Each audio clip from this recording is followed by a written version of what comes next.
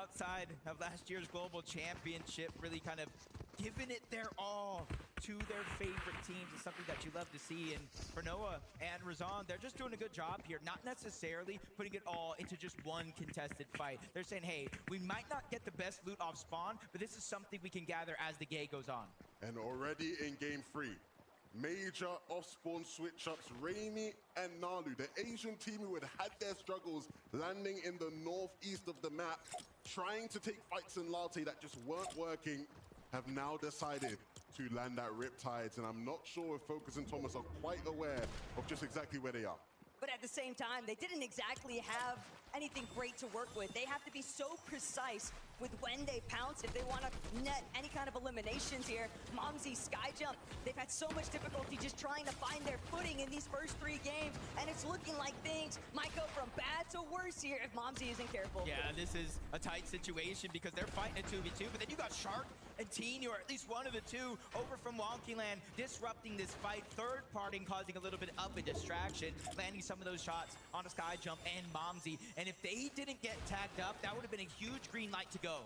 And I understand the aggression from Skyjump and Mumsy. They really struggled with Surge in that last game, but you have to pick your fights wisely. You don't want to put yourself in an even worse situation as the games continue. And traditionally, Skyjump and Momsy have been the team that just actually gets a third-party profit whenever they're challenging others on the map, but those opportunities just not presenting themselves here today. Other teams kind of fluctuating with their rotational paths, and another one that's been impacted from the start because of that early split. Tinka resigns, Chap, Flixie, they still have to figure out who's going to actually come out from this position. Yeah, and because they split that drop, you kind of saw it in a moment. One of them is out of medium ammo. That's going to be Flixie. He's no longer going to be able to put pressure from up above. He does have the Chaos Reloader shotgun, so he can fight back, but that go ahead and controls, or at least changes a little bit of what they're able to do here. They can no longer continue to fight safely, so they have to disengage and find a little bit of more resource. King and Tails surprised the world yesterday with their qualification into this final with a big win. Started off the day ruining the party for the NA Central champions, Venno and Curve, and now looking to make waves here again in game 3. Oh dear, what do we have here? Vidil and Ju. Ju taking Reason out. Friendly fire going on. It's like in those moments, you can just tell the crowd's not really sure whether to be happy or sad, but ultimately, only one can survive at the end of it all. And for Deal and Chu, they've managed to come out on top, but will it be short-lived? Because Kanata, Victor V, creeping around the corner, checking to see whether or not they can get into a better position to find the opening tags. And for a team from NA West, where they typically stayed at Sandy Strip, in order to get a lot of their Storm Surge on that region, they were uncontested. So a huge difference maker coming into the weekend, having 2 other teams land there. Games 1, Games 2 didn't go their way, and now they're forced to flip the script, trying to get a lurk play. They probably heard the noise in the distance, and they're trying to go. Not only that, but Kanata and Victor V, they are so exposed. If any other teams just happen to get a little bit of leverage, a little bit of height, they'd have the chance to see that these two are out in the open right now because they don't want to make any sound. They can't really afford to toss out a build. They want to ensure that Ju and Vidil are completely caught off guard. Vidil and Ju, though, from the way they're playing, seems like there's some sort of inkling something is being cooked up here. And I hope they persistently stay on top of it, and they will. The jig is up. Kanata and Victor V will look to dip as they realize there is no free opportunities here. Curve and Venno, game 1. Didn't necessarily expect to get lurked on the south side of Battlewood Boulevard. Ever since then, I feel like they've been put on notice, Taco.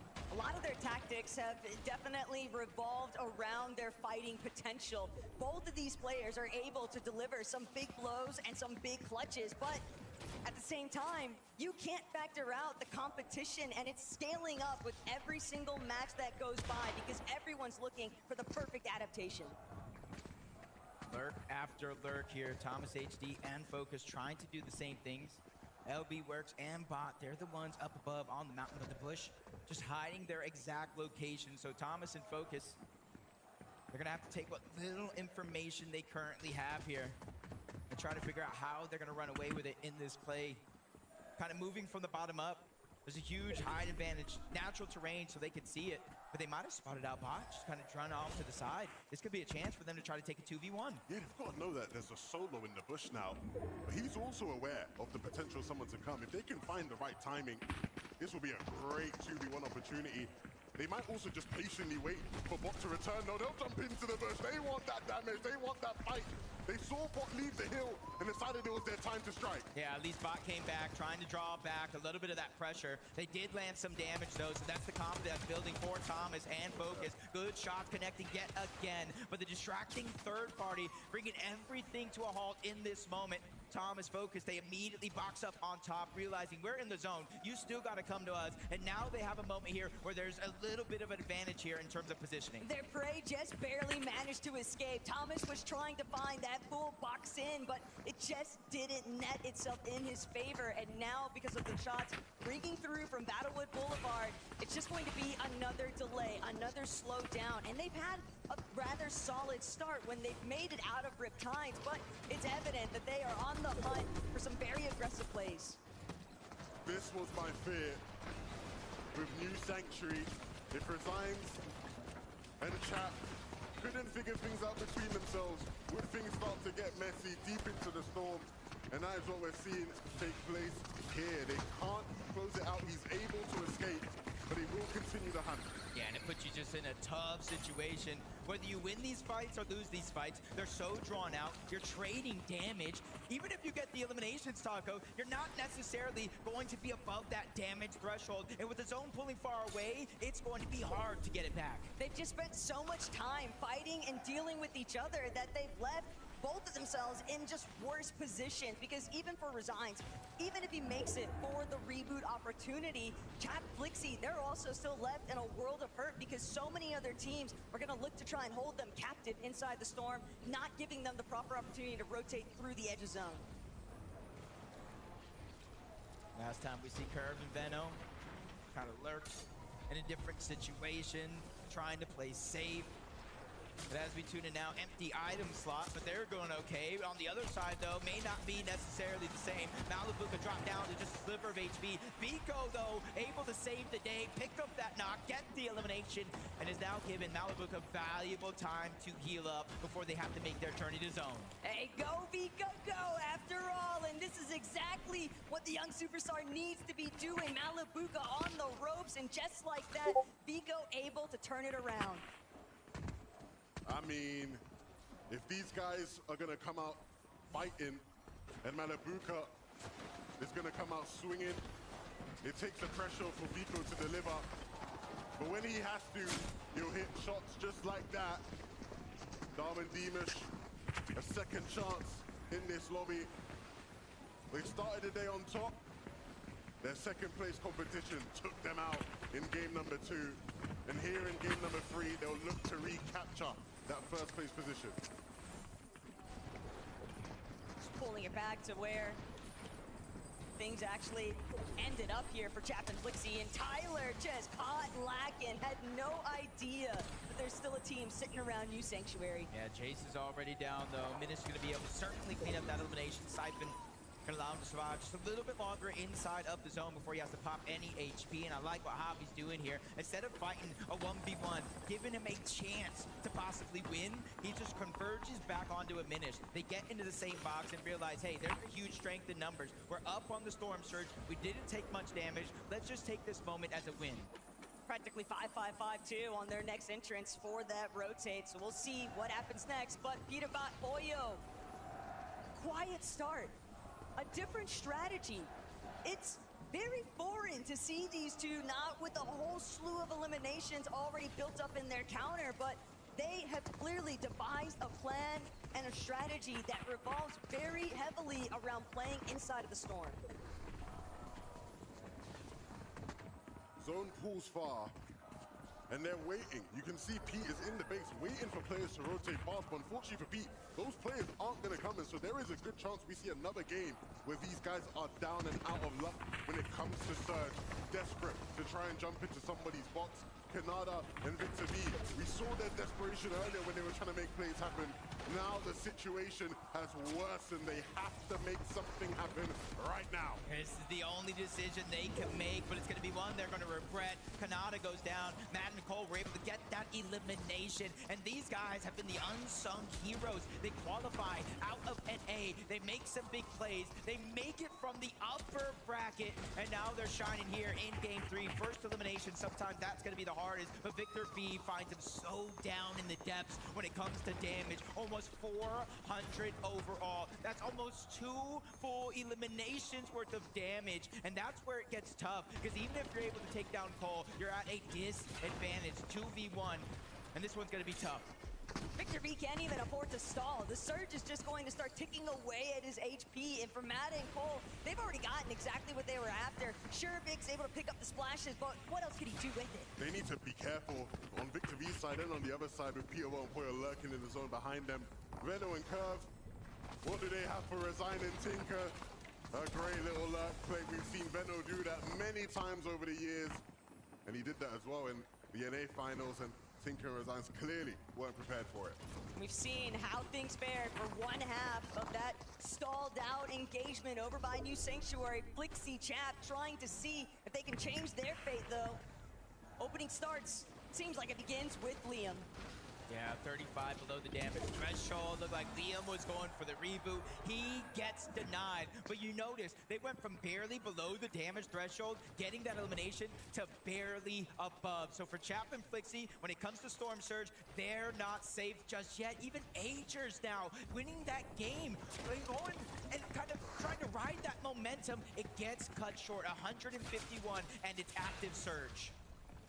Just ever since the start, when you're not able to fully survive that off-spawn contention, you're going to be left trying to play for the leftovers. And for Agers and Ritual, it's very obvious that this zone pool has not done them any favors either. They've had to go cross-country, but Agers looking to get fraggy with it. Won't get the shots to connect, though. Cringe and Twi instead come out on top. It was always going to be a difficult game with how things started off for them, even after that impressive win they got. But this duo is not out of it just yet.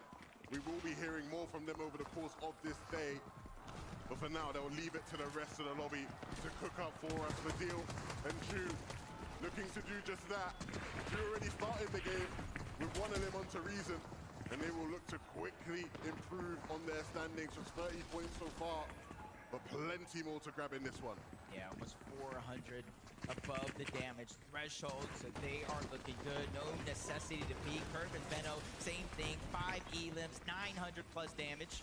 Gets cut short a little bit as they kind of break through the builds, but you see in Veno and Curve persistence here. They see a pile of loot, but instead of just running in, getting greedy, they're playing very, very calculated. This might be where they fare best, though. They want to be in the thick of it, because that's where they'll get the best opportunities to shine. Catching players off guard, trying to work their way through those lower layers undetected by the teams that are already boxed up a little bit higher up on height. Speaking of which, Shark Teeny already trying to get that little bit of leverage, because they need to find a solution to being underneath the Surge threshold.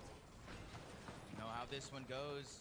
130, 153. Storm Surge begins to activate every 7 seconds. Teeny and Shark will be stricken with 25 damage shield or HP, and it does not turn off until there's 40 or less people in the game. Right now, their strategy looks to be to out-heal it, but now Shark is out of heals. Now he's put on a timer that will not last forever. But look who's avoided almost everything along the way. Acorn and Bolts. Teeny has fallen, though. No opportunities to bring this one back. His body being carried away there by Ju and Fadil. Shark looking to see if he could try to scramble, pick up the pieces, but as a solo with no HP, what more can he really do?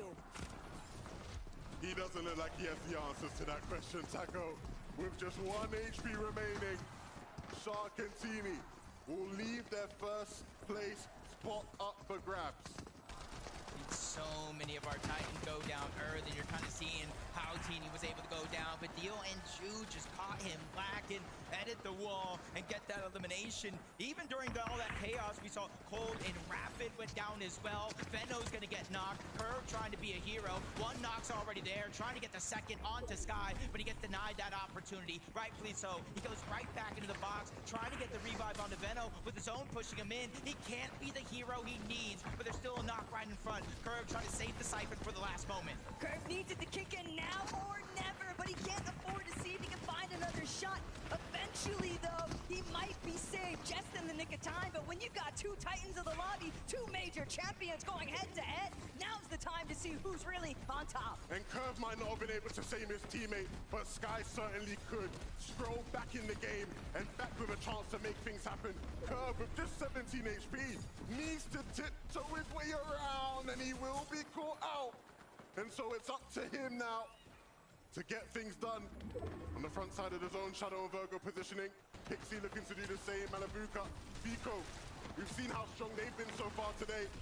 Will this be their opportunity to take first place? They're trying to get that whole side of the zone, but they get cut short, cut off, kind of tagged up all at the same time. Vico's gonna go down. A lot of pressure has just been put on Malabuka's shoulders. 132 points. They're so close to the top of the leaderboard, they can taste it as he tries to steal another one away. But that one's gonna go to Momsy. The flank comes in. He doesn't hear it. Swizzy and Pixie take him down. Swizzy and Pixie are primed and ready. They are just looking back, spraying down every single one of these teams. All of the players that are just a little bit too late to the punch. And now Pixie, Swizzy, with the damage having been done, they're ready to see whether or not they can make their move towards frontside. If these guys can rise to the occasion today, it would be exactly the type of story you expect out of Swizzy and Pixie Peterborough. Playing the storm now as all this madness ensues.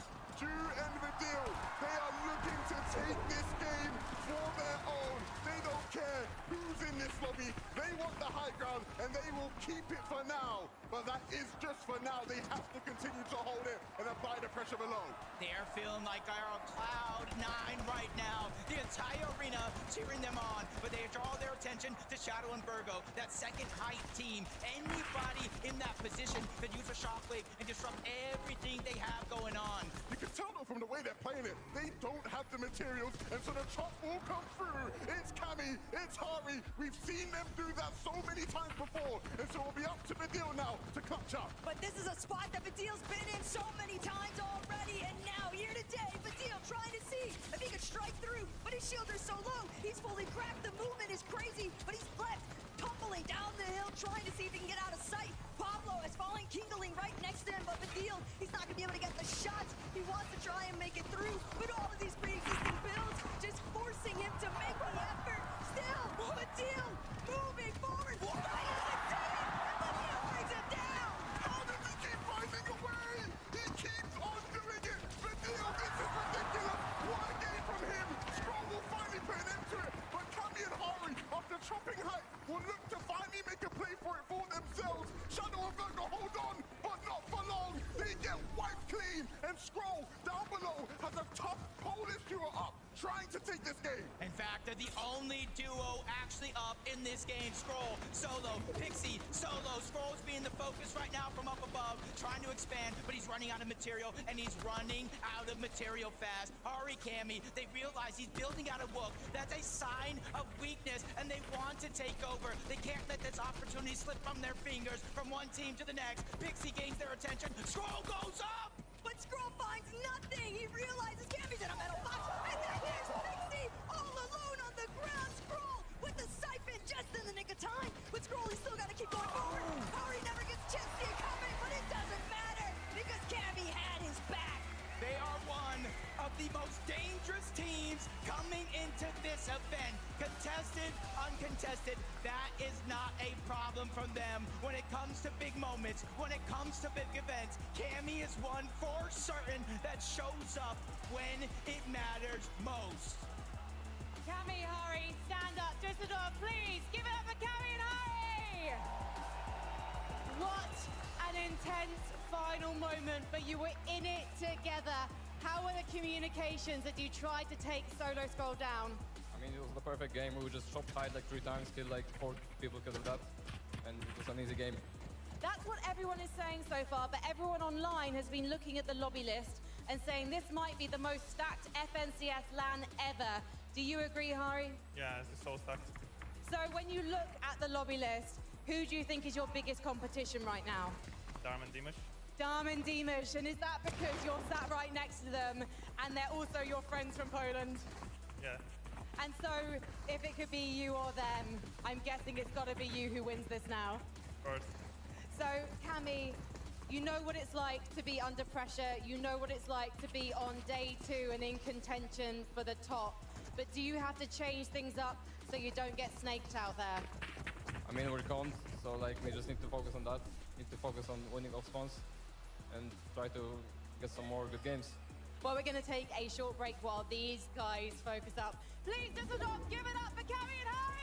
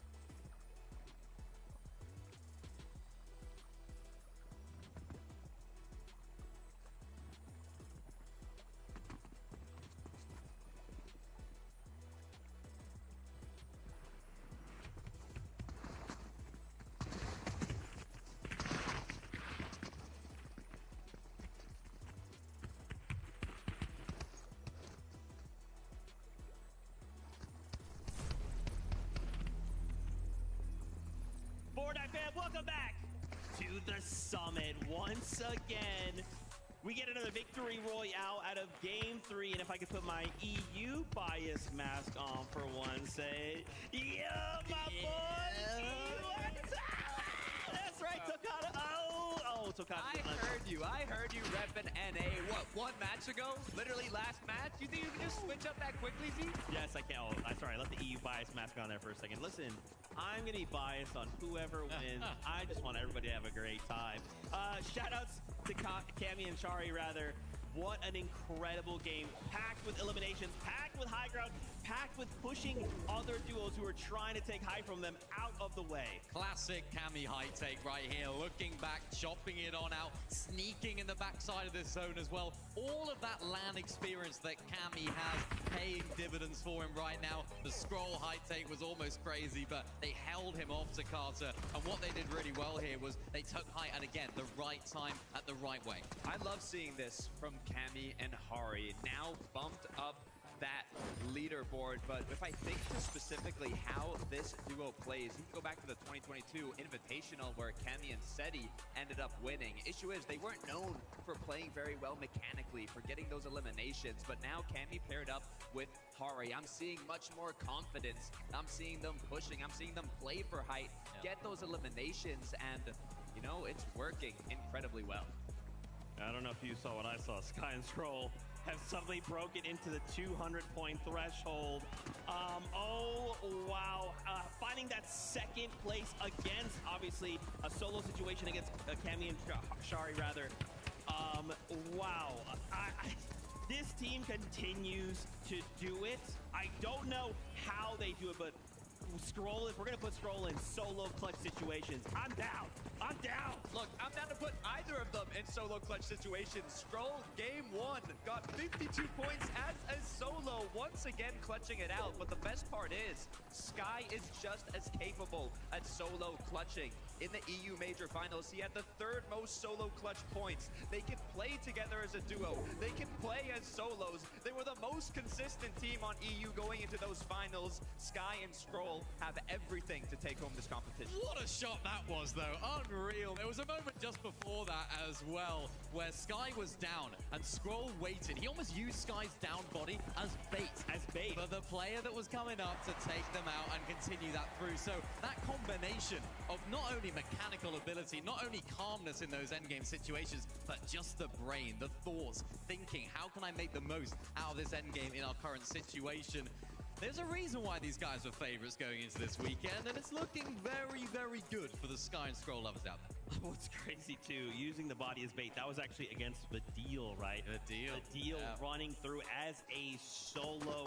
We could hear the crowd going crazy. Even the deal begin and finding these eliminations, against such high-profile duos like Sky and Scroll is crazy. Yeah, and it's what Vidil's been doing all season long. He's had this sort of like solo clutching prowess, this sort of second wind, if you like, when it comes to solo clutching, because seemingly in every single tournament that he's playing in, he's having these amazing solo clutches. And on a stage like this, in this sort of format, getting those extra few placement points, getting those extra eliminations to Carter is going to be super valuable for him. 100%. They're bumping themselves up the leaderboards. Remember, the deal back in 2024, he was the best performing duo, German duo alongside Reason, now paired up with Ju. They have been looking incredibly strong on home turf. I'm excited to see if they can continue that momentum forward in the later matches today. Teeny Sharks, second place, but Chino and Pablo Wingo up 4 places. Mini Minor, this second place. I mean, honestly, Sky and Scroll aren't that far away, but they are trying to make a statement, right? They're like, hey, you're doing good. We're going to stay very close by, though. Yeah, it's where Chino Pablo operate. This is exactly where you want to have them. These endgame situations, hip to hip. If you looked at the drop map going into today, you'd almost write them off. That sort of triple contestation and script. But when they make this endgame situation, when they're in these low to mid ground layers, they are just almost so in sync together. They're playing off each other so well. And this is something that we spoke about to them in an interview. They were sort of saying, yeah, if we make these endgames, Takara, we're going to have a lot of fun. And that is exactly what they're doing. What I find interesting about Pablo and Chino is if you looked at their expectations from 2024, which was duos going into 2025, they were low. They weren't making the major finals. They didn't make global championships. But then they were one of the best trios in 2025. So going into this year, their expectations have been significantly high, and they have not disappointed, performing at the top at the EU Major Finals, and now once again topping the charts on an international stage here at the Major Summit. They are meeting those expectations currently, but we still got more games to play out. I'd love to go back to the standings really quickly, right? I want to see that second page. So keep in mind, we know right now 98 points is where Acorn and Bolts sit, but just below, look at this. Cammy, Shari, up 32 places, a single game difference. And look, just right behind Focus, Thomas HD, Akira Kurama, so many names guys, this competition is still very much alive. Obviously, we've had a few games, but it'll just take a single game to change everything. Oh, absolutely. And when Shari and Cammy actually switched up their drop spot towards more of the northeast side of where they're originally landing, I had a few questions. I was like, is this actually going to be the right move? Is this going to be the play that they want to make, particularly with all that contestation going on around them? And the first two games, yeah, it wasn't great, really. They weren't able to show us what we know they can do, particularly Cammy, known as the land goat. This is the area in which he is known to operate very well. And for those guys, moving up in the standings after that one game is absolutely crucial. But in an 8-game format, Scarster, it becomes very difficult because you have to continue then to do that throughout the day. Yeah, Cammy on EU has been a player that's kind of been known to stay ahead and adapt incredibly quickly when there's a new season, when there's new strats, new metas. Cammy is going to be on top of that. I was also looking, Thomas, HD, and Focus close by. They were actually surprise contested in the last match. Now, they ended up having the upper hand. They came out on top there, but there have been a lot of last-minute switch-ups, so I'm definitely starting to feel that pressure. Absolutely, man, and I'd love to tip my hat to Shadow and Virgo. I'm sure Vivid, wherever you are, is probably making some noise. Currently our best performing NA team. They kind of showed up for a bit of that last game, and then Cammy and Shari said, get out. But still, I love seeing this duel, right? They had that crazy call yesterday. Hey, yeah, we'll go ahead and win this next game, and then went on to do so. So I'm excited to see what else they can bring, right? Like, just look down to the second to fourth. The points are still pretty dang close. I feel like once we get into that 8th game, man, it's going to be really, really close. Yeah, I mean, looking at that, Shadow Burger, you mentioned it right there, the 4th place for these guys. It's so tight in and around that area, so it's going to be absolutely vital for them to actually continue to develop and have performances like they have been having. We saw it right here. I think it was Virgo that was up on top of High, actually got chopped on down and then took a lot of that fall damage. So this is where their game started to crumble, but it's something that I spoke about yesterday in the lower bracket. If you can just take High, ride it out for a good amount of time, you're still going to get some really nice placement points. And in an 8-game format, it's going to be absolutely vital to keep those games coming in, because if you can stay consistent, it's going to do you well. If anyone's going to take height, it's going to be Virgo and his Shadow. I mean, if we look back at the player lounge, Virgo was winning every single realistic creative match. I mean, mechanically, he has what it takes. But then you look at the predictions, you look at all the co-streamers, you ask online, and they're putting, you know, NA's somewhat last hope per se, Acorn Rituals, you got Cold Rapid. They don't have Shadow and Virgo up there at the top, so I love to see them currently in 4th place, showing what they're truly capable of. Dude, and I gotta see it. I gotta say, Swizzy, I see you. I see you, all right, global champion. I see you sneaking your way just outside that top 5. Pixie right there as well. We are really starting to heat up, right? So many duos are starting to come online. I think they're all thinking the same thing. That trophy, we have to fight for this title. And also, Minnie, we can't forget as well, top 15 auto quals to global championships later on, but this is a global champion, right? He's trying to prove, hey, I won that for a reason. Yeah, and this is a team that have sort of played with their backs against the walls for a lot of this year and a lot of this season. And, you know, it's kind of surprising coming out of that global championship where Swizzy ended up winning and Pixie, of course, came second. So I think this kind of like one-day format actually hinders them a little bit, because this is a team that are really good at looking back at what they did wrong and then going ahead and improving based on what everyone else is doing. They'll have that halftime break to go ahead and do that, so expect big things from them in the second half as well, but a really solid start from them there in 6th. Yeah, I don't think anything can stop Swizzy. I mean, tragic end to 2024, came right back in 25, becoming a global champion. Got here a day before his tournament, no sleep, but was unable to make it through. And then in the first match of that lower bracket, all it took was one game. They took home the win, qualified themselves to today. And, you know, now hopefully Pixie, Swizzy, they're feeling more well-rested. They're more locked in, ready to go. And I mean, seeing them bumping themselves up this leaderboard, I'm excited to see if that continues. I think it's really funny, too, because, like, if you think about it, day number one, rather, you got to play 6 games and be the top 25. So he's like, okay, do I play 6 games and then top 25? Or do I just drop down in the lower bracket, win game 1, and then go back to sleep? Great story. I don't obviously know if that's true, but in my headcanon, that's absolutely what happened. Badil as well in that last game, ultimately shut down by Sky and Scroll, right? Kind of being used as bait there, but by himself, I mean, dude, he looks so good right now, Mini Miner. Obviously, eventually kind of had to play this out as a solo, but he looks good. Early high take, the crowd went crazy. Yeah. Everyone was hyped. They saw them on height. They saw the stars aligning for Dew and Vidil. And this was the moment where it all came crumbling down. But remember, Vidil here going up against arguably the best team in the world, especially in this domain in the low ground situation. Only on 4 HP, absolutely cooking. And this is what I talked about earlier. Scroll, that thinking ahead, 200 IQ play, waiting for Vidil to go ahead and find that finish. I think he did get the points for it though, so that's a really nice solo clutch from him. Yeah, I mean, being on home turf, having the crowd cheering your name, roaring for your success, I'm sure it definitely plays a big part. But Vidil is one of those EU legends. He's been around for a very long time. He knows what it takes to compete both online and international competitions. Paired up with the Jew. I'm excited to see them close out today. Oh, Vidil do it as well. Where's the finger guns? There we go, there we go. Is he about to dab? He was about to dab it. Thinking about way it. back many years ago. But you saw him there for a minute, locked in, right? He's like, hey, the job's not done. I have to keep pushing on forward. But friends, I'm getting the call right now. Casters are ready. The next game is ready. So Casters, over to you. You know, I like the way Zeke just said that. Job's not done. And for Sky and Scroll, they might have about a 70-point lead, but it's exactly that. 5 games left, job's not done. Yeah, but when it's Sky and Scroll and you start looking at the point differential that's already taking place, all I can think about right now, Levin, is what happened in Major 1 Grand Finals. But first up, let's see what actually takes place here in Game 4.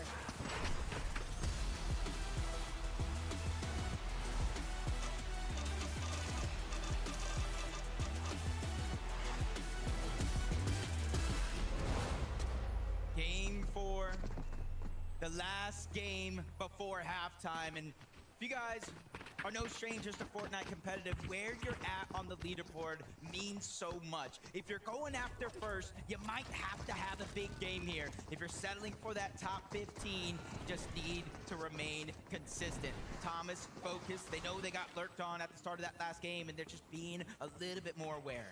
No surprises this time around, or for now at least. We have to see what takes place elsewhere. Looks like these guys might get a game uncontested. Epic Well and Pump. Ooh. And it looks like the Middle Eastern duo has decided, oh, well, they don't get landed on, but they do get shot out of the sky, and there will be more shooting out of the sky here as these two duos run it back. It's just the nature of the game when it comes to these drop spots. Sometimes you have to glide in, and Flixie's just trying to go for the chest, gets the Thunder first, but not the elimination. 2v1, Tinka and Resigns, the strength in numbers, and that was a little bit of a mismatch. Chap went underneath. He left his teammate alone by himself, and sometimes that's the only second you need. Sometimes you just have to give up the sacrifice, though. Flixie fully understanding that they just weren't going to be able to pull this one back. It's better to just have Chap try and play things through. He can look for the reboot later on, but for Hero and Bacchus, they've got to be feeling great about the fact that they might actually get to experience a game. They've been dealing with Epic Whale and Pump, and we can go back to see where things really started to take off for them. Surprise spotting Virgo. That's a bad news Bears moment, but Hero not finished with it.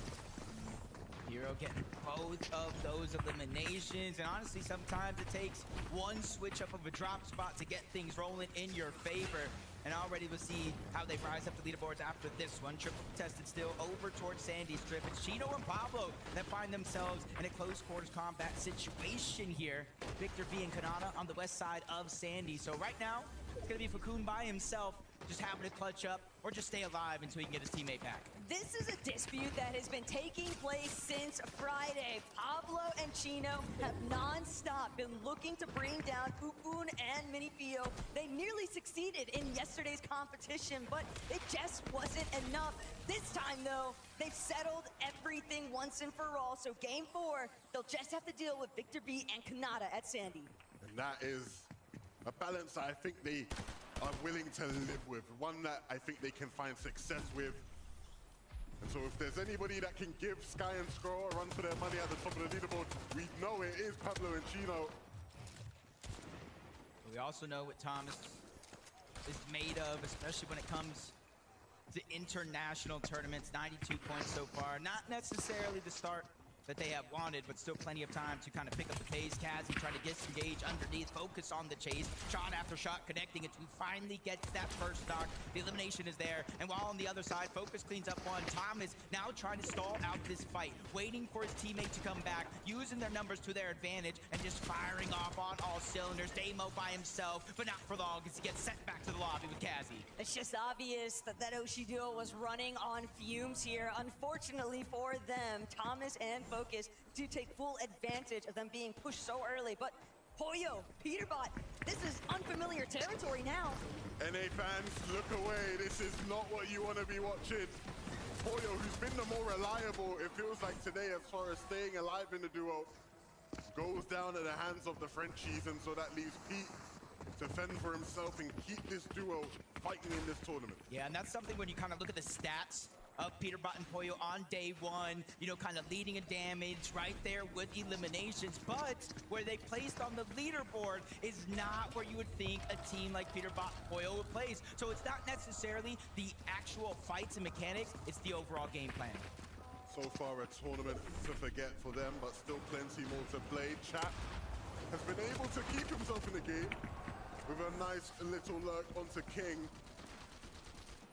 That's exactly why Quixie knew he could trust his duo when he left off on a solo adventure here. Yapko and Panzer, though, profiting from what's taking place over by Latte, and they've got Cooper directly in their sights. Yep, they were able to kind of angle out Reef by himself, and now they land a big shot onto Cooper. 2v1, they're continuously trying to push in. Cooper's time is definitely limited here, the way Yapko and Panzer have been playing. They need the points. They have to try to catch up and move up that leaderboard if they want at least top 15, but Cooper's keeping them on the chase up until now, where Cooper finally falls. And just like Taco said there, that decision to split with Ages of Ritual not working out. And we have seen Yapko and Panzer are not afraid to fight anybody in this quadrant of the map. If they spot a weakness, they will strike and they will hit hard. It really feels like they've been playing a lookout to see who's going to be the duo that gets pushed further north from Latte landing off the initial off-spawn contention. And every single time, whether that's been Ritual and Agers or whether that's been Reed and Cooper, you'll see Yapko and Panzer throwing their names into the mix.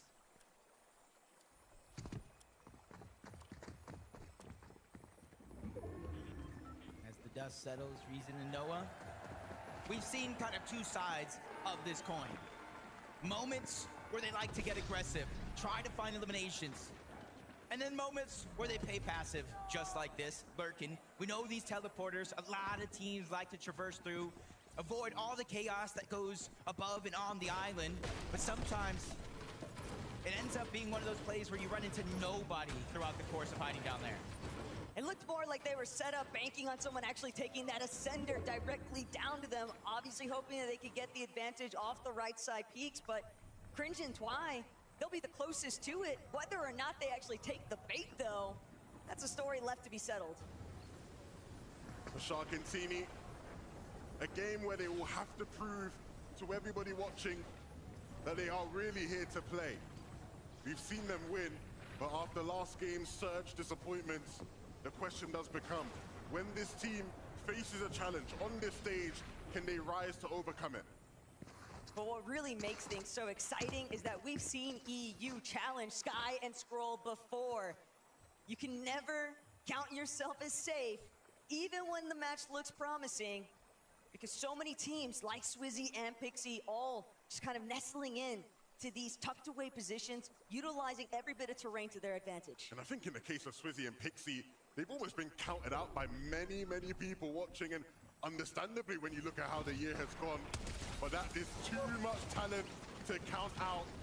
Speaking of talent, Big Cold on the screen picking Iyomzo up, and Four Fields is not the spot you want to be fighting these two. This is their comfort zone. It's also the opposite side of the map from where we would have anticipated Iyomzo and Josh to even be at. So clearly, a little bit of a mix-up already taking place. Yeah, and just unfortunate enough, you kind of saw the no knock. It was straight elimination. Josh probably out of the game already as we tune into Peterbot. Nalu and Rainy, just like Josh and Iyomzo for that matter, just kind of landing where they want each and every game, trying to go ahead and lurk and catch a team off guard while they're going for their loop path. But Peterbot's been a solo for so long in this situation. There's been too many teams inside Squibbly and outside as well, so there's really been no chance for him to get that reboot. But part of the problem for Peterbot is that taking that aggressive fight, that early motion up against Skyjump and Mumsy, and it not netting anything for them, it just left Squibbly up for grabs. And the moment that Team C real estate, they're going to start moving in. That's exactly what Rainy and Nalu have done. So Peterbot, he'll have his work cut out for him in terms of getting the reboot for Poyo in the first place and making it out of Squibbly Shores. Okay, Aegis of Ritual, making their rotation on over. Typically, you kind of see them use the long launch pad towards the backside of Latte Landing, but Yapko and Panzer actually ended up using it. I'm not sure Aegis of Ritual know they're there, and I'm not sure Yapko and Panzer are even going to try to dive down on them. Both of these teams need to get into the zone before they're eaten alive and damage being taken. Far too far and away. It's the render distance that's just working to their advantage. They are gliding overhead. Aegis and Ritual, there's not really a whole lot they can do about it either. They know they just got to keep moving forward into the next zone. Uh-oh. Pump. Don't see Epic well anywhere in sight.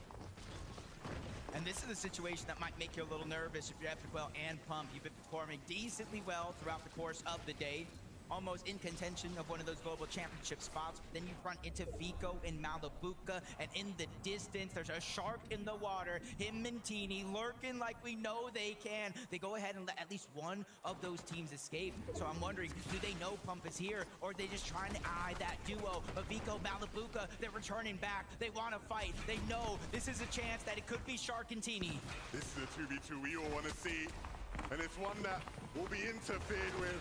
Pump takes Malabuka down, and that just helps Sharkatini, and it gives him a bit more breathing room to stay in this game as well.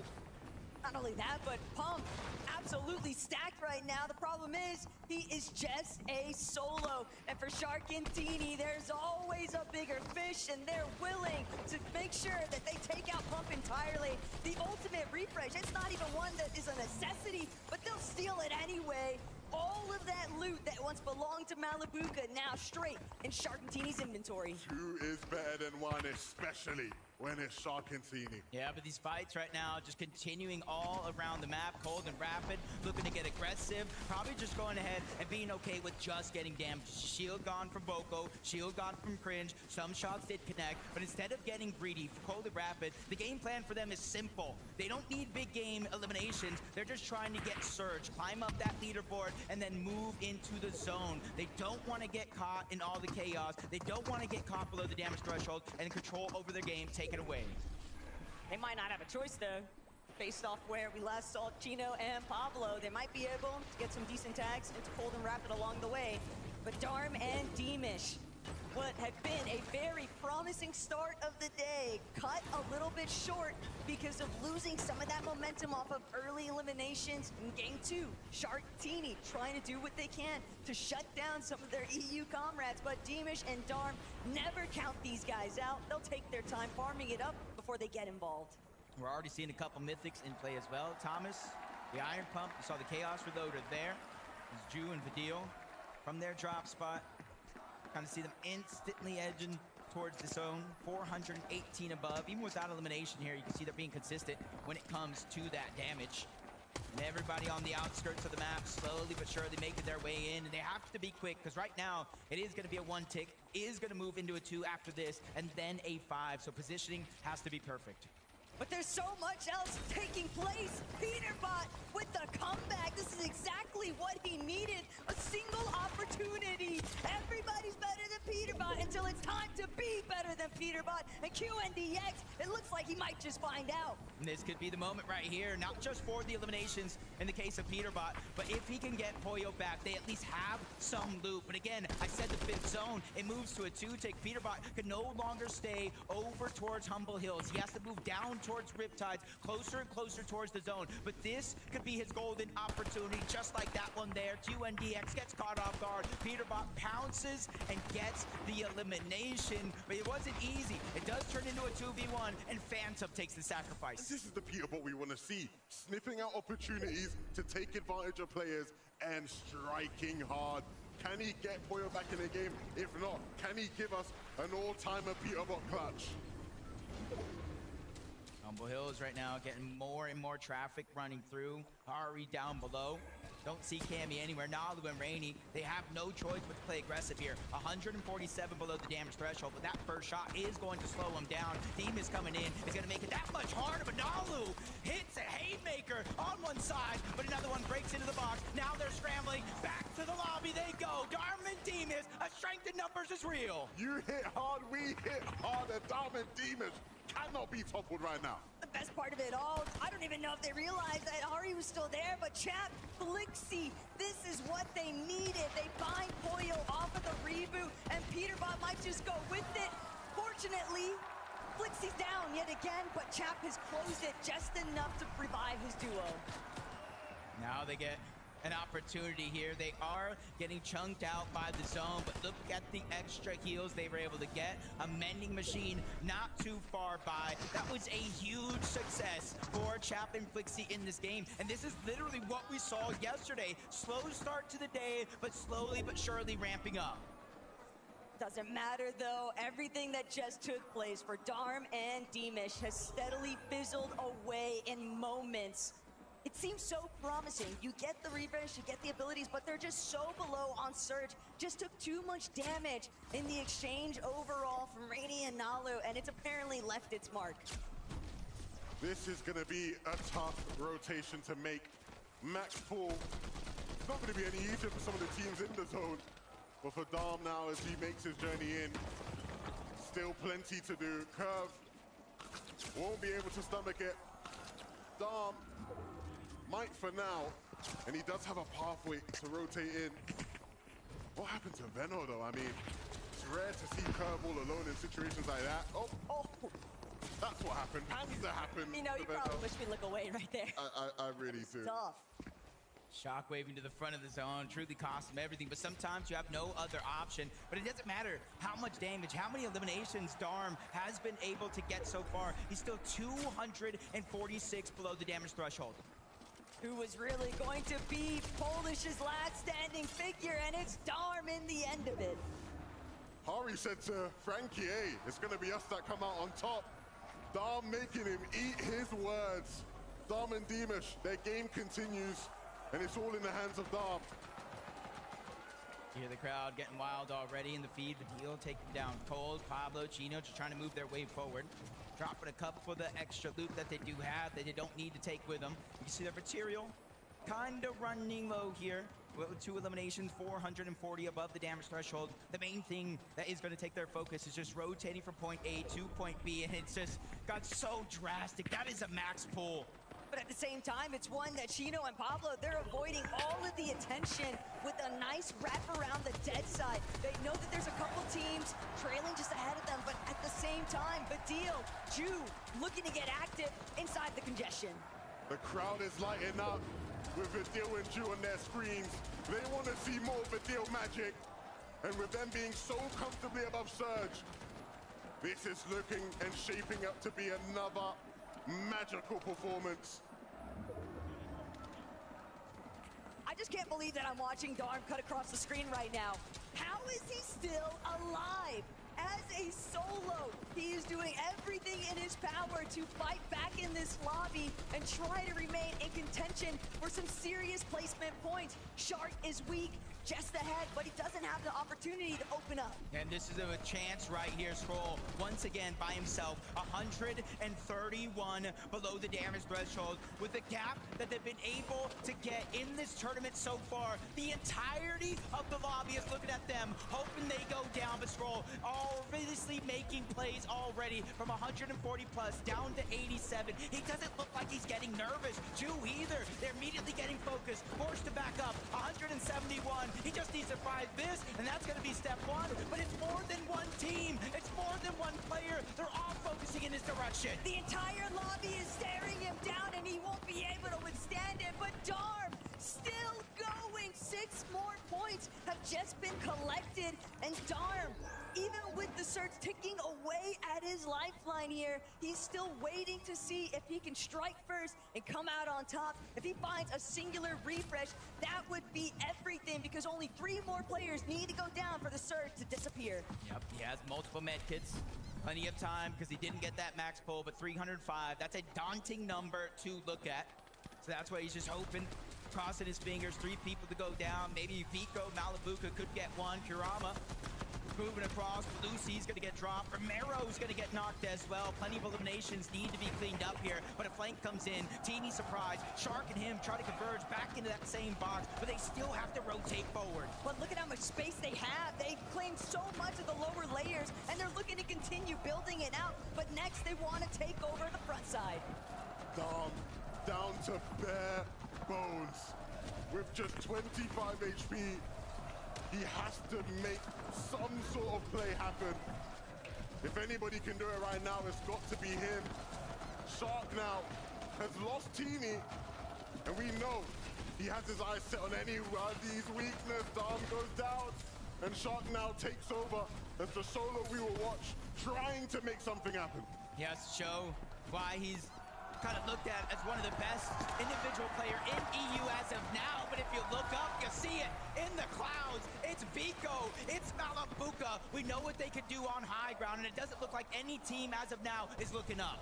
It's very often that you'll see them starting to really heat up as the lobbies continue to drag on, but for Scroll, as a solo, just trying to hide from underneath. But Focus is spotted out immediately. Thomas and Focus were trying to surprise contest on the high ground, but they'll be sniffed out immediately. Still, Focus and Thomas managed to make their way up, but they don't have the materials to hold this. Vico, all alone. We've seen it here before. He'll take one with him. He's leaving with something.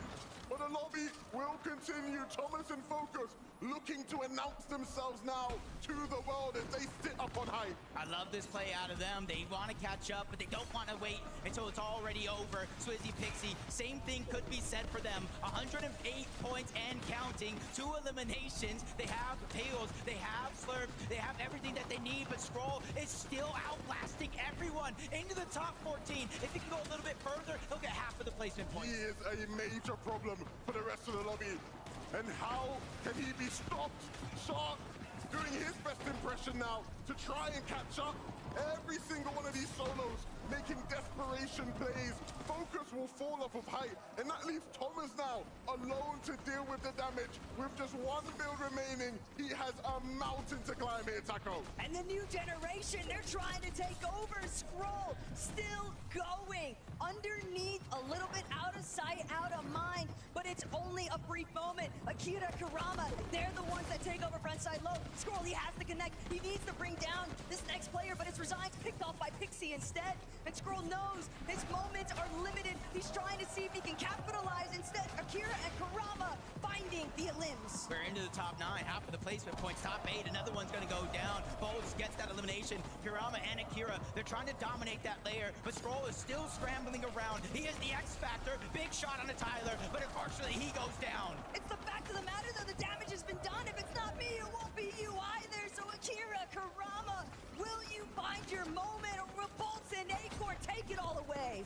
Acorn up above, looking down, applying the pressure, giving Bolts the space to get involved if need be. They need to hold on as the rest of the lobby scurries around below. They will take Darkos down. Minori left, fending for scraps, holding on for dear life. It looks like Acorn and Bolts want the dub here. He is striking them down one by one by one. Acorn and Bolts are in the driver's seat. Minori down below, just a sliver of HP, and it's not gonna last long. Acorn and Bolts and A's Hope are on top. And all it took was just that singular moment of these two holding down height. Everyone else just in absolute shambles underneath. 2 separate lines of fire, nowhere left to run. So of course the victory royale is all theirs. Guys, you just got a victory royale in game 4, but it feels like you're just chilling. It feels like you just played a practice game, Bolt, from that reaction. Nah, it wasn't like a practice game, but you know, we took height in the end and we were beaming a lot of people with our AR, so it felt like a really smooth game. Acorn, as IGL, what's going through your mind when you're looking up? You're seeing the chaos unfold. What are you saying to Bolts in that moment? How do you get the timing right?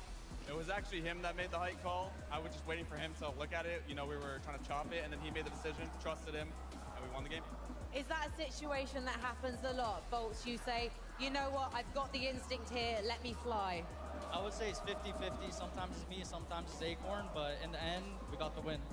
Now, the two of you now on form, on fire, but this is a stacked lobby. Do you think consistency is something you can achieve? Of course, always got to be consistent. You know, it's a mental game. We're doing bad. We won the game. Now we're back in it to win it. The mentality is clearly strong and getting stronger with these two. We're going to take a short break. When we come back, we'll be talking about all the action so far. Congratulations, Acorn and Bolts!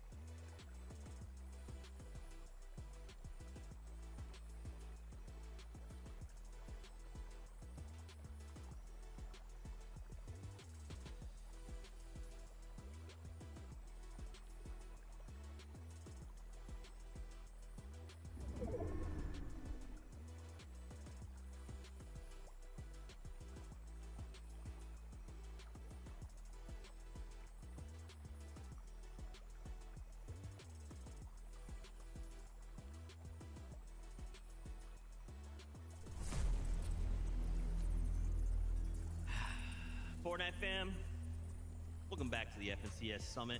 I'm gonna put my NA bias mask back on. NA back on top, baby! That's right, you thought I left NA? Of course not. Me and Vivi were in the back. We were high-fiving, we were jumping for joy. I never left. I would never leave you, NA. Sorry about that. I don't know how that got back on my face there. Unbiased Zeke back.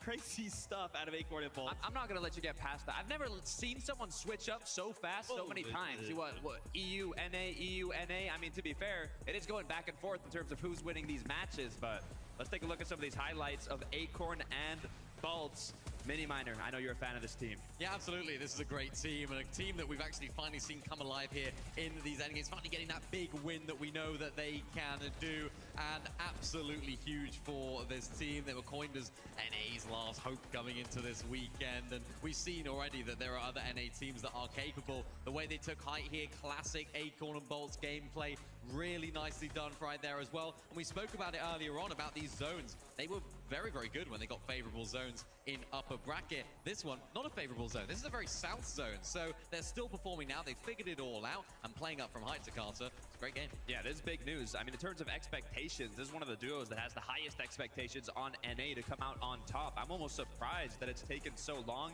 to see them get a match like this, but I'm sure after this, they are going to bump themselves incredibly high up that leaderboard, and it's also, you know, a bit of that confidence boost that they might have needed. I don't know if Acorn could have more confidence. He came out with confidence at the top of the show, right? We had that moment to interview with him. He just said, hey, I'm ready, be ready. It's great to see, obviously, and 8 eliminations as well. Massive out of the duo. Now, let's take a look at the standings. Sky and Thrall.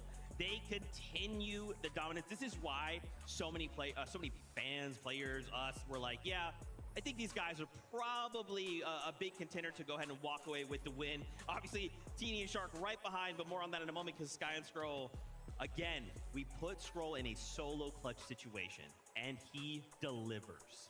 He always delivers in these solo clutch situations. It seems like today has been a day of these big solo clutches, and he needed to make it happen, of course. There was a lot of teams that were up there on the standings that, of course, were down to a solo player. We saw it with Shark also clutching up as a solo. So, I mean, when it comes to Acorn and Bolts, the fact they won that game, really good for them. But for Scroll, if he can keep on making these solo clutches happen, if this can still keep happening for them, looking really, really strong. Where's the chink in their armor? I don't see it at all. I mean, it's working. I know Sky is just as capable to make these solo clutches happen, but for now, Scroll has been looking unstoppable. When I think back at EU in general, you know, the knowledge of the top previously has been a bit gatekept, but Sky and Scroll, coming from not being these, you know, tied-in players earlier on in EU competitive to now not only building the chemistry, building the knowledge, building the consistency, they have skyrocketed themselves as one of the most consistent duos, not just on EU, but in the world. So I like to see the solo clutches, but I want to see a duo win from them. I want to see both of them, you know, pop off in one of these end games. I like that, skyrocketed. Yeah, pun intended. Pun intended, right? But even in that game, like, I was looking back at sort of their early game situation. They kind of went back to that strategy that we know they like to do, Sky up in that You're 2 minutes ahead of mine, LOL. Those tags around their POI because, of course, that zone did start to pull down to the south. And instead of Scroll just looking for all of that loot and re-farming, he was also looking for tags inside of Battlewood Boulevard. So little tiny adjustments to the Grandpa Gamer 007. And in this end game, of course, that's they weird. made it there, and we know what happens when they do. Yeah, something that we even heard Benno say, not only was it looking like he was going to steal our job with that analyst that he did on the Telestrator, but he was bringing up that Sky and Scroll throughout, you know, the divisional cups, throughout the heats, through even the major finals, they kind of had the same strategy in terms of off-spawn, getting Surge, and even who they're tagging in early to mid-game. Now, the question was, are they going to kind of get contested? Are people going to try and counter that strategy? It didn't happen in the EU Major Finals, is what Benno was saying, and it almost happened game 1 actually today when one of them got picked. I forget who it was, but they quickly came back from that. Haven't had too many issues at all, and they've been overcoming these hurdles as the day has been going on, so it hasn't been super easy for them, but they've still done an amazing job of keeping themselves at the top of that leaderboard. It looks good, right? It looks good. It looks crazy. Obviously, this being the halfway point, again, I'm just going to keep saying it, job's not done, right? We still have things that we need to do. Wanted to highlight here, of course, Akira Karama had a bit of a moment from them in this last game. So 8th place, up 5 places, right? So again, it's just going to take one game to try and rise up the standings, you know, as we start to kind of hit that halfway point though, boys. I'm sure these players are all kind of starting to think the same thing. If I'm up in that top 10, okay, we just got to stay the course. Maybe we could play for first, but we're playing for those 15 qual spots. If we're outside of that many, we're thinking, dude, we have 4 games, which thankfully is 1 extra game. Yes. But still, we need to make something happen. Yeah, and this is something that's really unique to this sort of like LAN format. We're not used to seeing this. It's usually like win, and that's like the main thing that you're playing for. But here, you're playing for that top 15. And for Akira and Kramer, it's really nice to see them actually performing at this level on this stage, because they're a team that have so much potential. They've been showing it in moments, little individual games, little instances where, yes, individual tournaments, they've been incredible. But just overall, we haven't seen that massive dominating performance from them. So for them, that can kind of play into their favor this weekend. And today, I should say, because they can just play their end games as they have been. They don't need to set the world on fire. They don't need to try and necessarily win the entire thing, which of course they will. And you're not going to not want to win it, but it gets to a point where you think, right, let's just try and solidify that top 15. And they're a really, really good team at doing that, consistently making those end games. Yeah, I'm liking how it's looking for them. I mean, this is the in-person event that we've had with the most controller players, and there's only 3 duos that are both controller players playing together. One of them is Akira and Kararma, and hey, putting themselves in top 10 so far. I know the French fans, M8 fans, are incredibly happy to see their performance, especially in that last game, getting closer and closer to the top end of that leaderboard. Absolutely, bro. Now, of course, it being the halfway point, we've let the players kind of take a deep breath, head back on over. They have a little bit of a break here. They'll be looking to readjust, look at things, whatever they need to do, right? Because with 4 games left to go, we'll have to keep this fight going. Now, Thomas HD as well, for that moment, saw him on height, and dude, my eyes lit up. I was like, yes, Thomas. You know, not sure what led up to Focus being eliminated. Thomas having then to kind of solo clutch a little bit, but look at this, man. Just seeing him on high ground, it took me all the way back. Yeah, I think they got chopped out there, was it Focus, and then went down to fall damage in the end. But Thomas HD clutching up a few extra points right here. I feel like we haven't really seen them too much, although they're on decent points. It hasn't been like an amazing performance from very similar to what we saw when it came down to Major 1 in EU. They were sort of in and around those end games, performing well, but they never had that massive game performance that we expect and that we can come to expect from Thomas and Focus, because, I mean, the names, both of them, have been performing so well. When's it going to happen, Thomas? When's it going to I know you have what it takes. I mean, 2024 Global Championship, Thomas HC got second place, adding, you know, to the 4 second places he has in FNCS Major Finals, the 4 third places he has, 11 top 5s. I mean, Thomas has been around. He's one of 2 players playing today that qualified both to the 2019 World Cup and also this Summit Major LAN, duoed up with Focus, who is kind of that new up-and-coming EU talent. Actually, you know, Tarping even gets the shotgun at their POI. I'm liking what I'm seeing from this duo. They started off a little rough earlier on this season, but they've been looking incredibly strong recently. So one big game is all I'm hoping for from this duo. That's right. Dude, that's what we can't forget, right? Is like, it's just going to take one really great game to kind of turn all of this around. Wanted to take a moment here to highlight, this has been a fantastic weekend of Fortnite. Camera, can you get this over here? Look at this.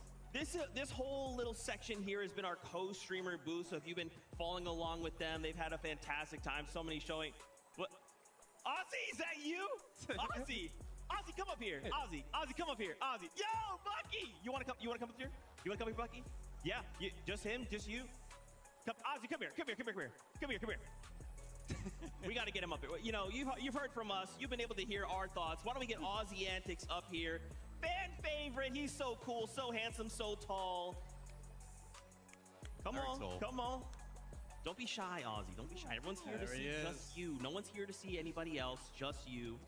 For those of you who don't know, this is Aussie Antics. I don't know why you wouldn't know, but maybe you don't know, and that's okay. This is Aussie Antics. Ozzy, what have you made of the first half of the competition so far? It's been good. I mean, I was talking to my chat about this. I think this is the most PayPal in the history of Fortnite. Oops, I was wrong. You're 2 minutes I was trying behind. to do predictions last night. There's about 10 teams I think that could win this, and no one should be surprised. We've never seen that before. Yeah, I mean, we saw you doing some predictions on stream earlier on. I want to know how are those sort of shaping up now, halfway through the tournament. They're looking okay. I had Sky and Scroll up there. Yeah. That was good. I had Shark and Teeny up there. I had them both getting top 3, so I'm feeling good. Nice. My Pete Poyo prediction, basically, everyone had faith in for NA. I had Cold and Rapid winning it. Yeah. I had Pete and Poyo getting top 5. So I basically shouldn't have had any faith in NA, apparently. You think what would you think is the biggest surprise that you've seen today in the finals? Biggest surprise I've seen so far in the finals today. I mean, Curve and Benno getting contested. I did not see that coming. That was crazy. And I mean, they're handling it pretty well. Outside of that, I think Shadow and Virgo were looking incredible. Again, they're kind of always a dark horse when everyone talks about them.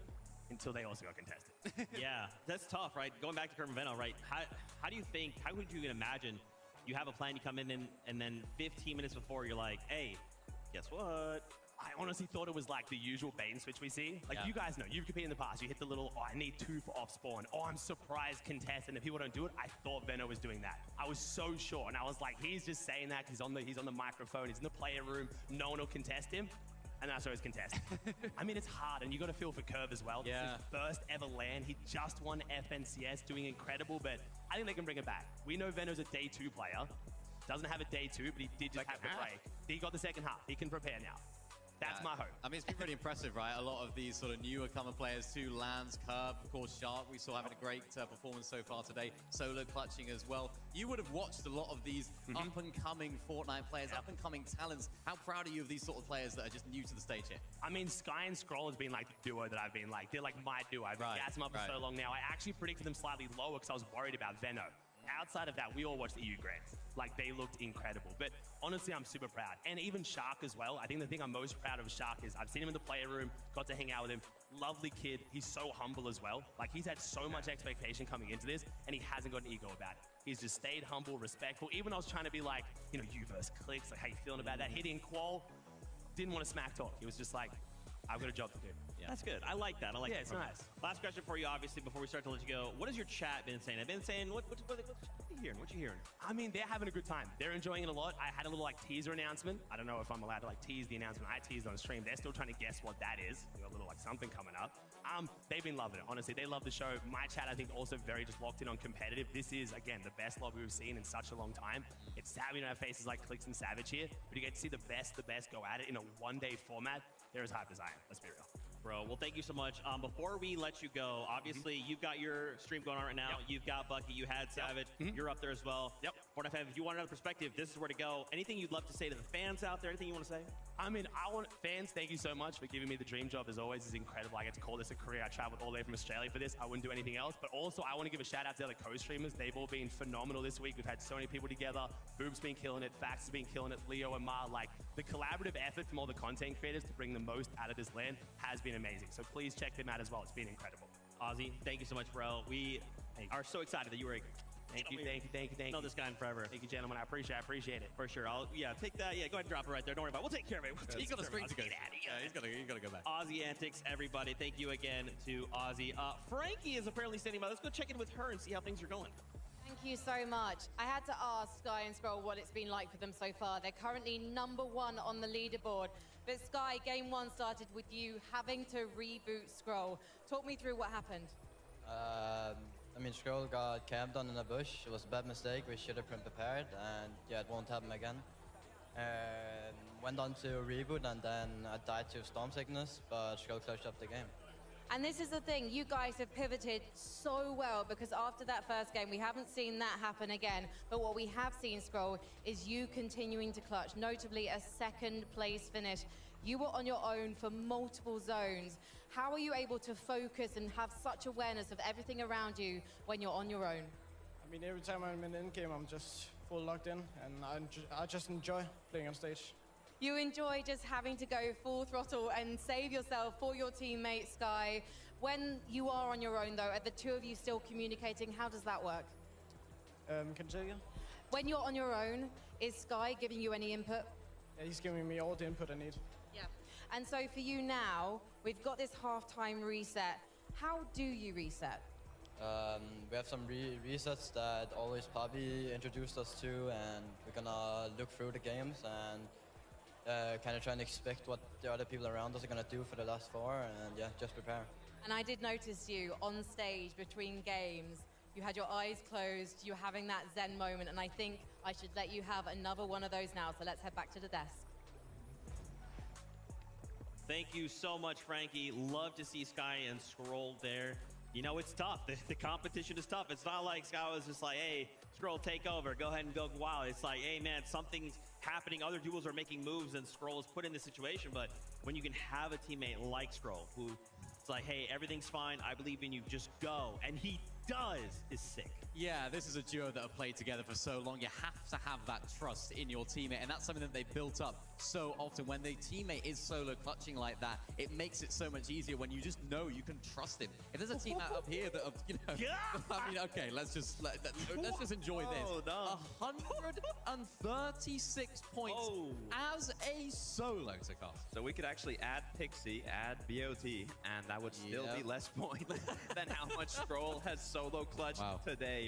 I mean, we knew both Sky and Scroll were capable of this, but doing it on an international stage, Ozzy said it himself, the most stacked lobby we've probably ever seen in Fortnite competitive. I mean, words can't even describe how impressive that is. Yeah, and I really liked it in that interview right there. Actually, Sky's first answer to Frankie's question. In the, of course, their first game, he went down, he had that bush, they got lurked on, they got keyed. His approach to it, his reaction can very easily be like, oh, we got really unlucky, that wasn't our game. Like, you know, they can get really angry about it. But the way that he conducts himself, the way that this duo have been so good at, is just actually learning from those mistakes. And I think that's a key element to the fact that they have stuck together for so long, because so often in Fortnite, you think, oh, something didn't go well, switch out the duo, we'll try again next time, and just kind of brush over the mistake and not learn from it. Whereas this duo, the fact that Sky right there, you saw a little insight into his mindset, it's like, yeah, okay, they took us out there, we didn't do enough homework, we didn't make it count. It's not going to happen again. And that's the way that their mindset carries them through, and that's why they've been able to stay together so long and find all of their success. Beautifully done. Let's take a look at those standings. I got to look at them, man. This is like, we have to continue to dissect as much as we can, especially when we have just a moment to breathe. Acorn and Bolts obviously jumping up the 7 places. We did talk about them before, getting themselves Victory Royale. But look just below, boys. Pixie and Swizzy up 2 more places. He's creeping in there, right? Yeah, it's not 268 points, but we're staying pretty dang close. If Sky and Scroll were to make a mistake of any kind, you could see someone like a Swizzy and Pixie jumping up. Yeah, it's amazing to see. I think the best way to describe this duo as sort of a sleeping giant in the phrase of EU, because these guys haven't been putting up necessarily the amazing performances that we know that they can do. But when they get on that stage, when they get in this environment, when they're getting into this latter half of competition, they can go away and VOD review. This is when they come alive and they feel alive to Carter. They're looking it too in the lobby. Yeah, 100%. I mean, there's a lot of talk on, you know, Swizzy being the only global champion out of the 3 to be here at the Summit land. Or, you know, got to hype up Pixie as well. He was also at that global championship. He also performed at a top level. And with 4 more matches to go, I'm excited to see if they can continue climbing. That's right, man. I'm excited to see this interview. Frankie is standing by with Swizzy Pixie right now. Thank you so much. Swizzy, you were just saying to me, you don't feel like it's going amazingly, but you're 4th on the leaderboard. Yeah. Yeah, you're doing incredibly well, but you feel like you're just getting warmed up. I mean, we're getting the best loot, so I'm not really think we're doing good. I think we can do better. Yeah. And is 4 games enough to do that? If you think of those 4 games like a day 2, like back in Major 1? Yeah. Because we saw what you did in Major 1, right? You remember? Of course I remember, yeah. You flew up the leaderboard, you hit W and you went up, because right now we're not seeing that many eliminations from you. And Pixie, you're an elimination king. So is that the plan for the last 4 games? Maybe we will do our best. Yeah. We're gonna look over some of our mistakes that we didn't get kills, and then... Well, you are uncontested though, Pixie. Do you think that's almost an issue for you? I mean, I think it's fine both ways. So where are you gonna get those eliminations from? Who are you hunting down, boys? Just on anyone who we can. You're just gonna go for a stroll through the map, Pixie, and just anyone you find, they're out of the lobby. Yeah. Yes! I love to hear it. 4 more games to go. As I said, boys, it's day 2. Let's head back to the desk. Look, I believe, right, Swizzy and Pixie, you know what I'm saying? Again, we've already discussed the length. It only takes 1 really good game. Now, something, you know what, I'm going to say Levinson. I'm going to steal it from Levin. All right. Swizzy and Pixie, they tend to heat up better on the 2nd day. We don't really have 2nd day, and obviously contextually, quite a bit of pressure on the duo, but we do have the 4 games. So what do we need from them to go ahead and bounce back? More of the same, really. I mean, we saw it from Pixie, from Swizzy in that interview right there. He was like, yeah, we're getting really good loot. We're in a good position on the leaderboard. He was like, yep, we're in 4th, but there's still got so much to give. There's still so much left in the tank, it feels like, with this duo. And that's been the way that the narrative has been for them throughout this entire season. They're so good. They have so much skill. They have so much on paper capabilities.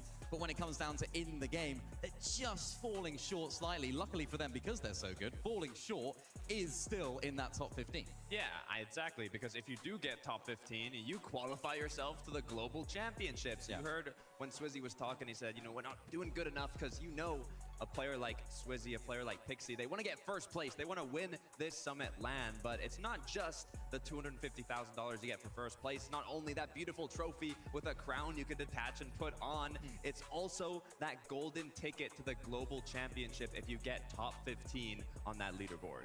Yeah, I almost wonder how many duos, you know, because again, I think another layer we maybe don't talk about a lot is the experience, right? Being able to show up in this environment and get a taste of globals, right? The pressure at globals is going to be double, triple as intense, right? So kind of being able to come in and just say, like, we may not even need to strike for first. Let's just make sure we secure a spot and continue to earn the experience. When we show up there, it won't be as hot under these lights. Yeah, it's like getting that experience, getting those reps in earlier on in the season, earlier on in the year. It's like this is something that they're not necessarily used to. And for Swizzy and Pixie in particular, they sort of go against the grain, if you like, with how EU went this entire major. It was sort of like a lot of the newcomer players coming on through, whereas these guys are sort of just veteran players that have been at that top level, combining up and performing well here on LAN. So if they can qualify through into that top 15, expecting big things from the globals as well. That's what I love so much about this Major 1 Summit LAN. I mean, we're at the start of the year. We're just getting started. We finished Major 1. We still have a whole year of Fortnite competitive ahead of us. Global championships at the end of the year. Even a solo competition hidden in there. So it is going to be a lot of fun. I don't know nothing about that. Don't ask me. But what I do know is we asked the players about GC and what they have to look forward to. Check this out. Everyone wants to qualify for the Global. It's the Fortnite event of the years, like every time. It's very important to get top 15 because you secure your LAN spot for the end of the year. Be perfect. Already having the spot secured takes a little bit of pressure off from Major 2 and Major 3. Performing well is gonna change everything. You'll have an easier way of being uncontested, so it's like a snowball effect throughout the whole year. I like the APM format. It gives people less of a chance to photo review in between the tournament. Even if you're 30th place, you drop like a 10 elimination win. I mean, it's so good because anyone could qual. It's really just play your game and see who ends on top. The biggest goal is still top 15, I'm not gonna lie. At the end of the day, that's what we're playing for, all of us. Just you do it or you don't. I know we'll easily qualify for the GC. I think it's not gonna be that hard for us. Try and stroke to be one of those first teams for multiple wins here. Bahari and Cammy, they have 4 eliminations. I think some teams might hide strats in upper bracket or lower bracket to save them for the finals. In 6 games, you don't have that time to adapt, but for 8, so many things can change. I'm underestimated as a Middle East pro, so this time for me is very important. Hope I can show everyone NATO. The global spot is so important. It could change the whole year. The atmosphere here, there's so much hype. It's all I've dreamed of, to win Grands, win Globals. I'm 100% sure we're qualifying for the Global Championship. It's like once in a lifetime thing. We're the best duo by far. I'm confident to quarterfinals. I'm very good under the pressure. I just want to perform well and hope this is the one.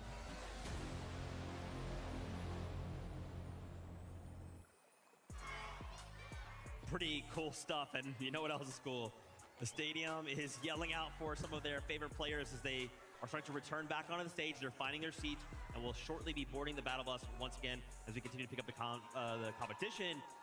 But in case you miss it, don't forget, Friday we did make an announcement, some changes to the 2026 FNCS. In case you missed it, I just want to bring this up. We have a beautiful graphic for you guys. Don't forget, we are going to Antwerp, Belgium. That's right, September 26th and 27th. Pre-registration for those tickets is available. We see here as well, Major 2, some new dates. Last chance has been changed, so we got August 3rd through 14th there, and then, as Stokado was kind of teasing, FNCS Solo, question mark, don't know what that is? Don't worry about it. We'll talk about that more later, down the road. Don't even worry about that. And of course, in case you haven't read the blog, there's also this other thing, some changes to rank, like Unreal Legend rank and the Acts of Unreal. This brand new rank, if you want to hop in and show how good you are at the game, this is how you do it. Unreal Legends. And look at this beautiful, I'm talking beautiful beautiful acts of unreal. I will never have one, and that's okay. I'm okay with that. But dang, this looks clean.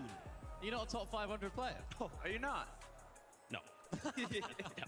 I'm not top 500,000. Oh, goodness me. Well, yeah, you won't be getting it. That's I'm okay right. So with it that. looks good, though. It does look very good. And I'm very excited for these changes. Nice, of course, new roadmap for the year as well. Global Championships, Antwerp, Belgium. Super hype for that. Of course, solo as well. That's going to be super duper hype. That's where a lot of the players that are on this stage are going to be really hyped about as well, because that is where a lot of that new talent can come through in that sort of format, right? Yeah, I mean, I'm sure a lot of players, a lot of you watching today are going to not only see how hype this international event has been, but also with this roadmap in mind, not only can you start grinding for Unreal Legends, start grinding for the Axe, but also grinding for the next upcoming competitions. We've still got another LAN at the end of the year. We've got more majors to play out, a lot more fun competitions. I'm also looking forward to, of course, the power rankings, in case you didn't check that out.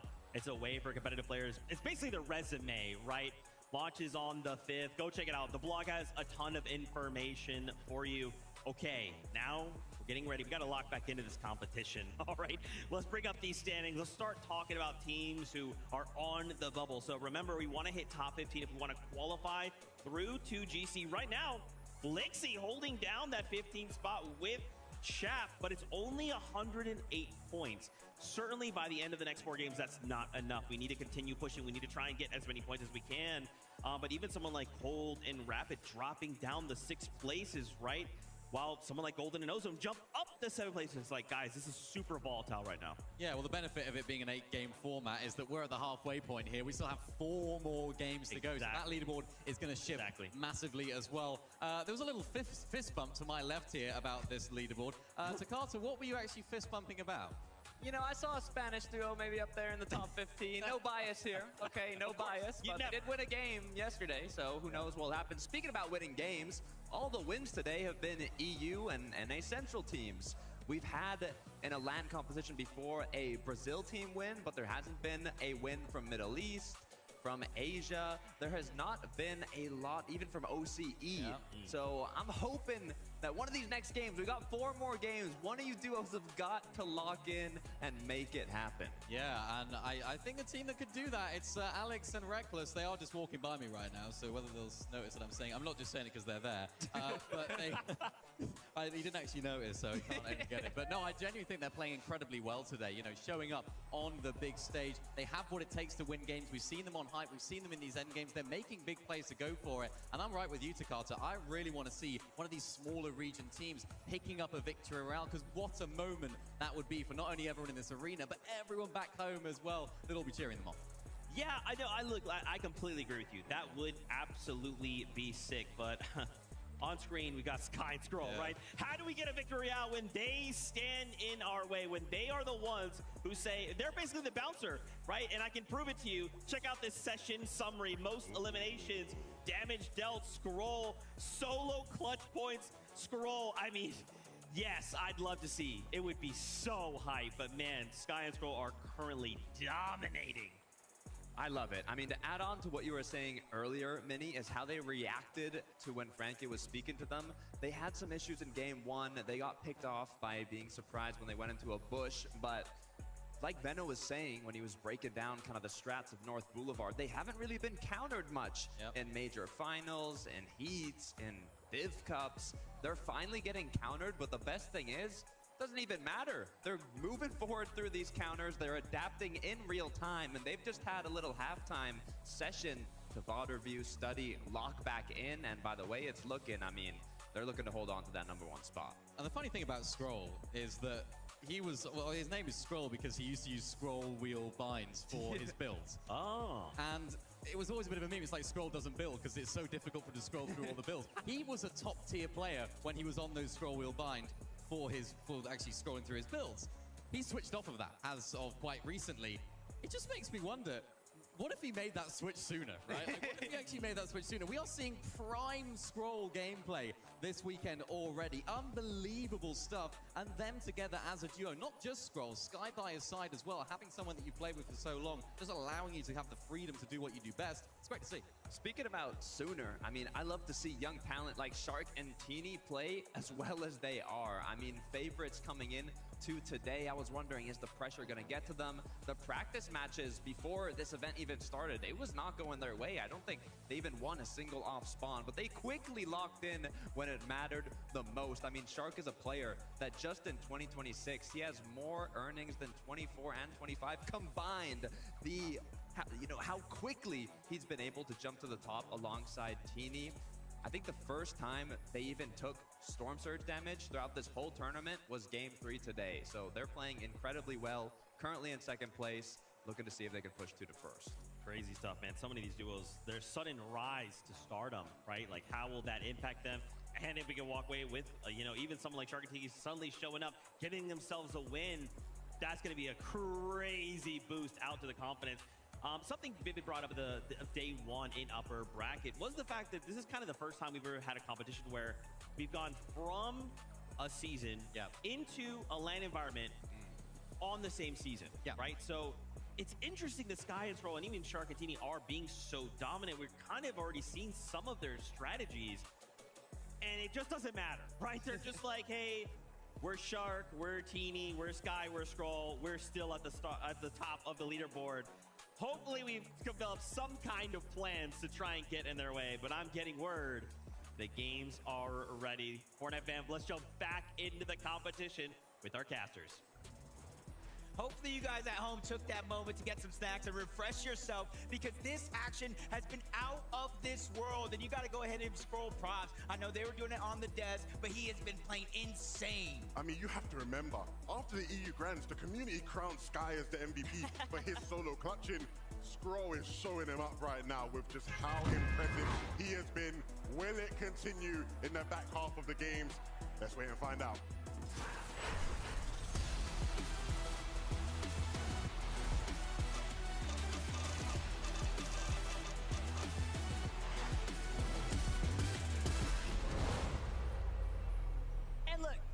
Understand it now, okay? Scroll was a solo series champion for a reason, but the fact of the matter is he is just looking like a different beast entirely in today's lobbies. But who's going to be the team to step up and try to shut them down? The scariest thing about Sky and Scroll is with how good Scroll is currently playing, we all know Sky can do the same thing too.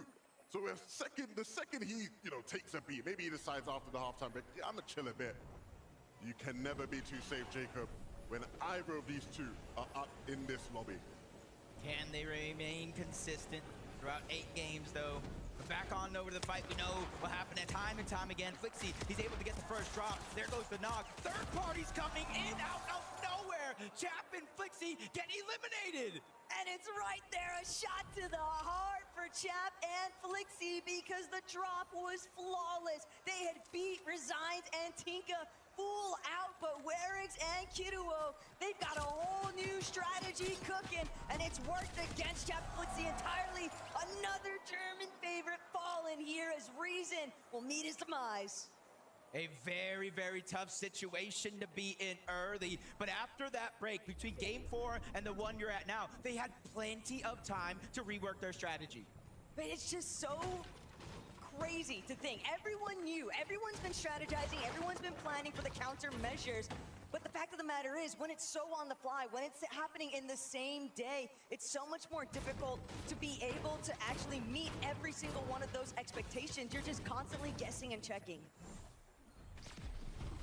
Belusi, Zangi, you see how they're getting those eliminations. Gatera probably didn't see this one coming. They soar from above. It doesn't even look like he was playing there in that moment. Not sure what happened, but he's going to be the first one to fall in a 2v1 situation against Belusi and Zangi. That one's going to be an easy wipe. Back over to Latte. It was incredibly messy in the first 4 games of the day. After people have had a moment to chill in halftime, it looks a bit more quiet here in game number 5.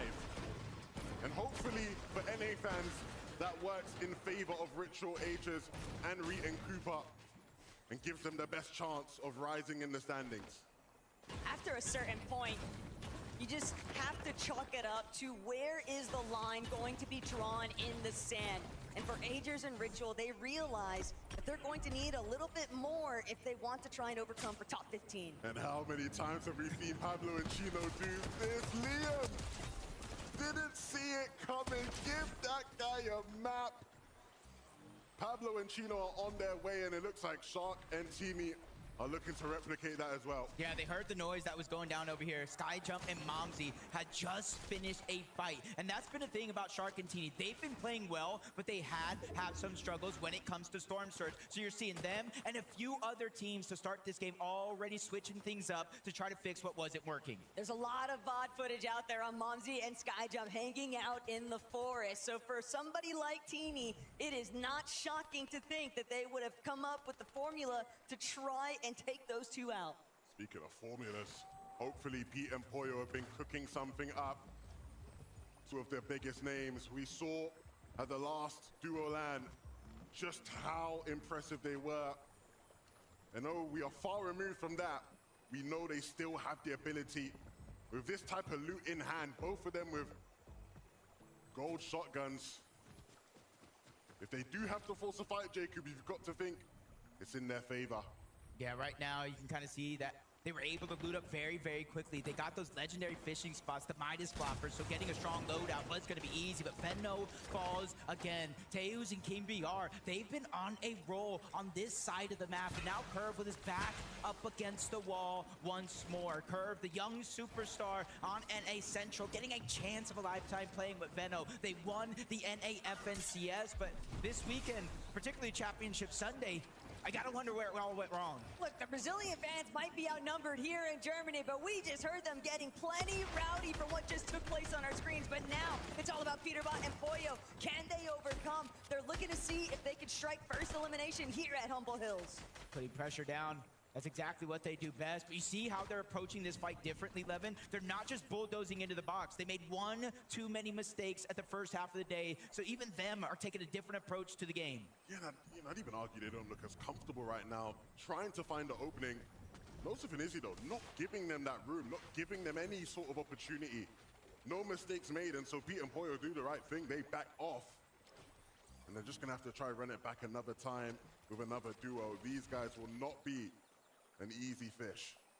Makes sense. You don't want to keep trying to force blocks where they won't fit, and you don't want to overextend your welcome. Pete, Poyo, better off faring, trying to maybe switch up, maybe push further into the forest direction, even a little bit north of where Squibbly is at. See if Skyjump and Mumsy could be victimized there. Well, be careful if you go over there, though. That's where Shark and Teeny lurk around. And they are not a team you want to fight if you're not at your 100% best. Swizzy, Pixie, they've started to heat up this weekend, and Twy is feeling the effects of that. Can this duo be the surprise team that pushes Sky and Scroll, maybe one of the other duos up there till the very end?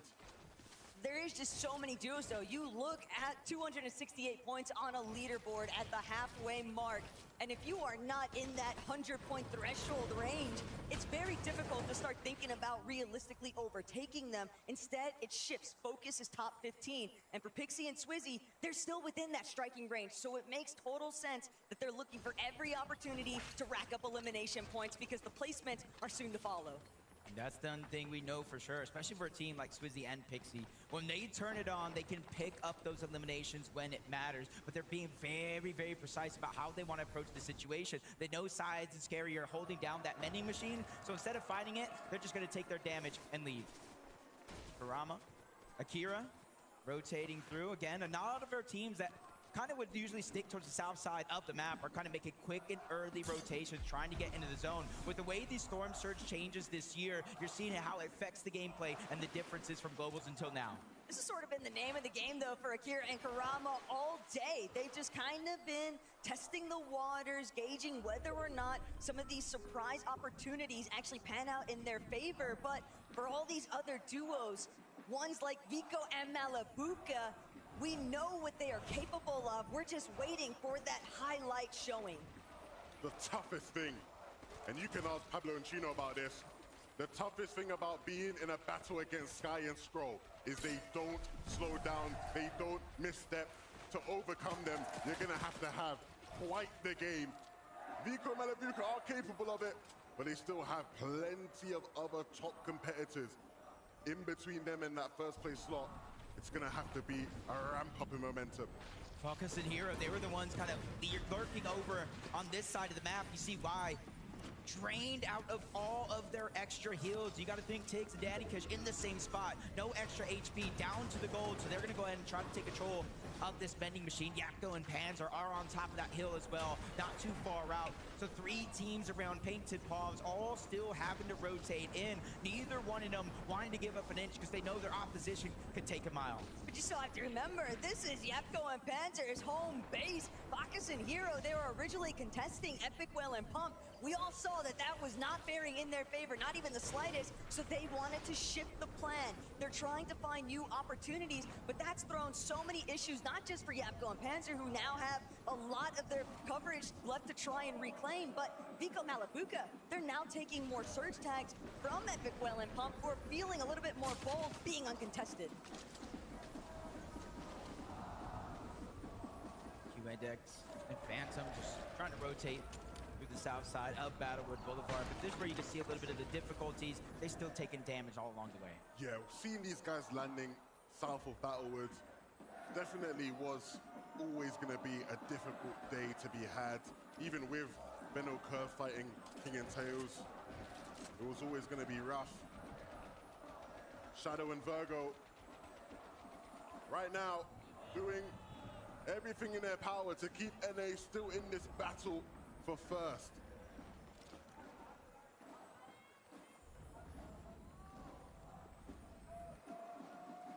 Overhead shots kind of just indicating everyone's really inside, the calm before the storm.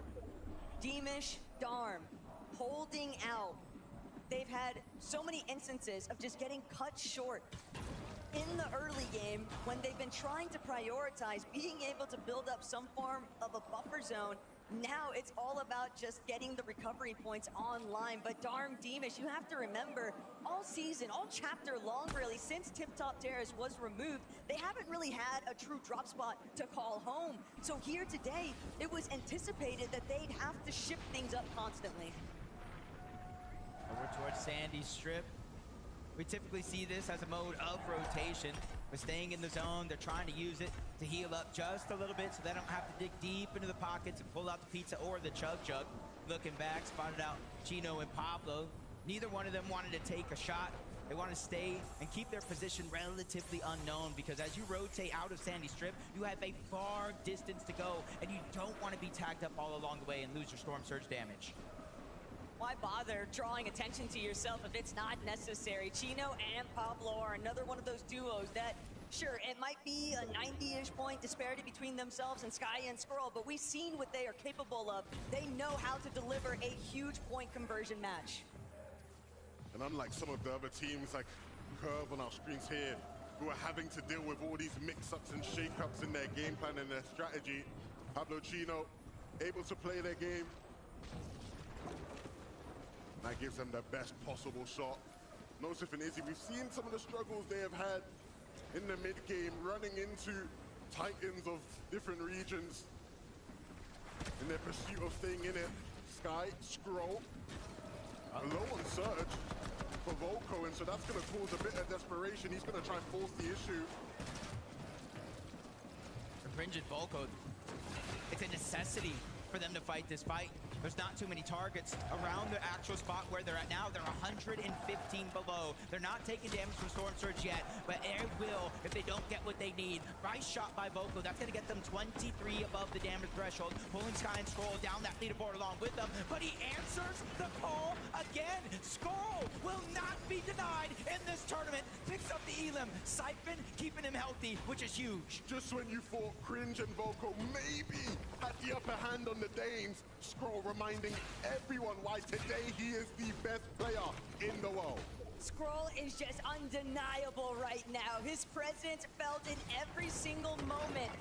Any opportunity that Cringe and Volko might have had completely disappearing right in front of their eyes. The Sky Skrull now with another freebie refresh. It wasn't even a necessity. They are 5-5-5 heading towards the next zone, and they have the luxury of taking their sweet time. A dead side approach is likely in the works. And just like that, Sky and Scroll back to playing out their regular game, the one we have seen them do all season long. Vico, Malabuka, in typical fashion, things looking a bit messy here, but they thrive in the chaos. Yapko Panzer, a duo that they are very familiar with.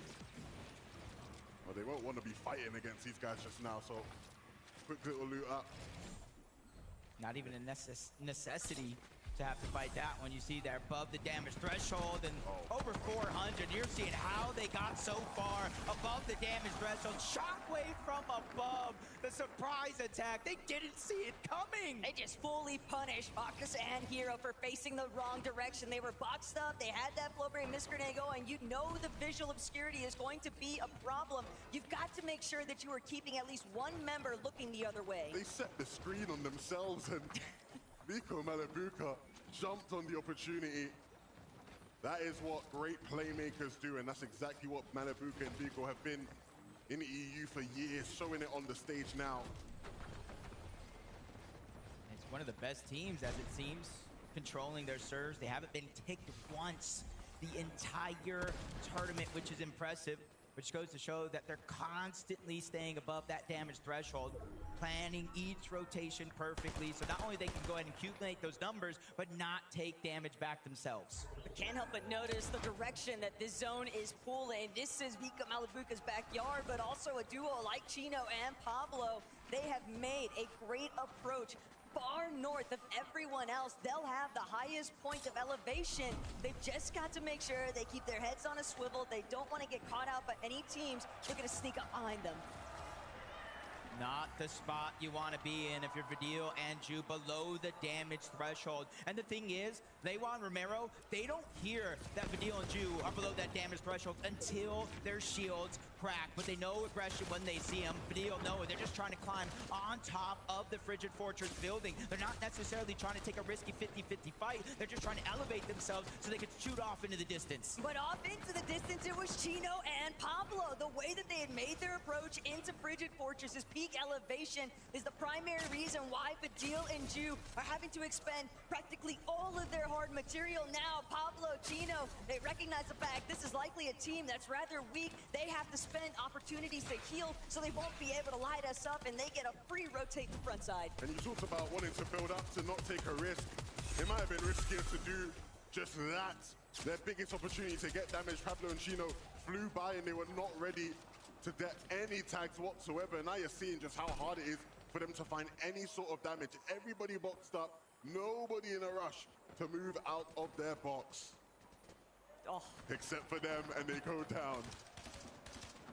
Sometimes you're just left with no other options when you're that below the damage threshold. But for Acorn and Bolts, they get the zone not too far off where they landed. It gets even closer as it's going over towards the northwest, not too far away from wherever he's at now. And they also get the pull. So for Acorn and Bolts, the main thing on their mind is not going down or making any bad peaks. One reoccurring trend throughout today, though, is that whoever won the last lobby has had a rather difficult time in the very next. But for Acorn and Bolts, they are looking to escape that narrative.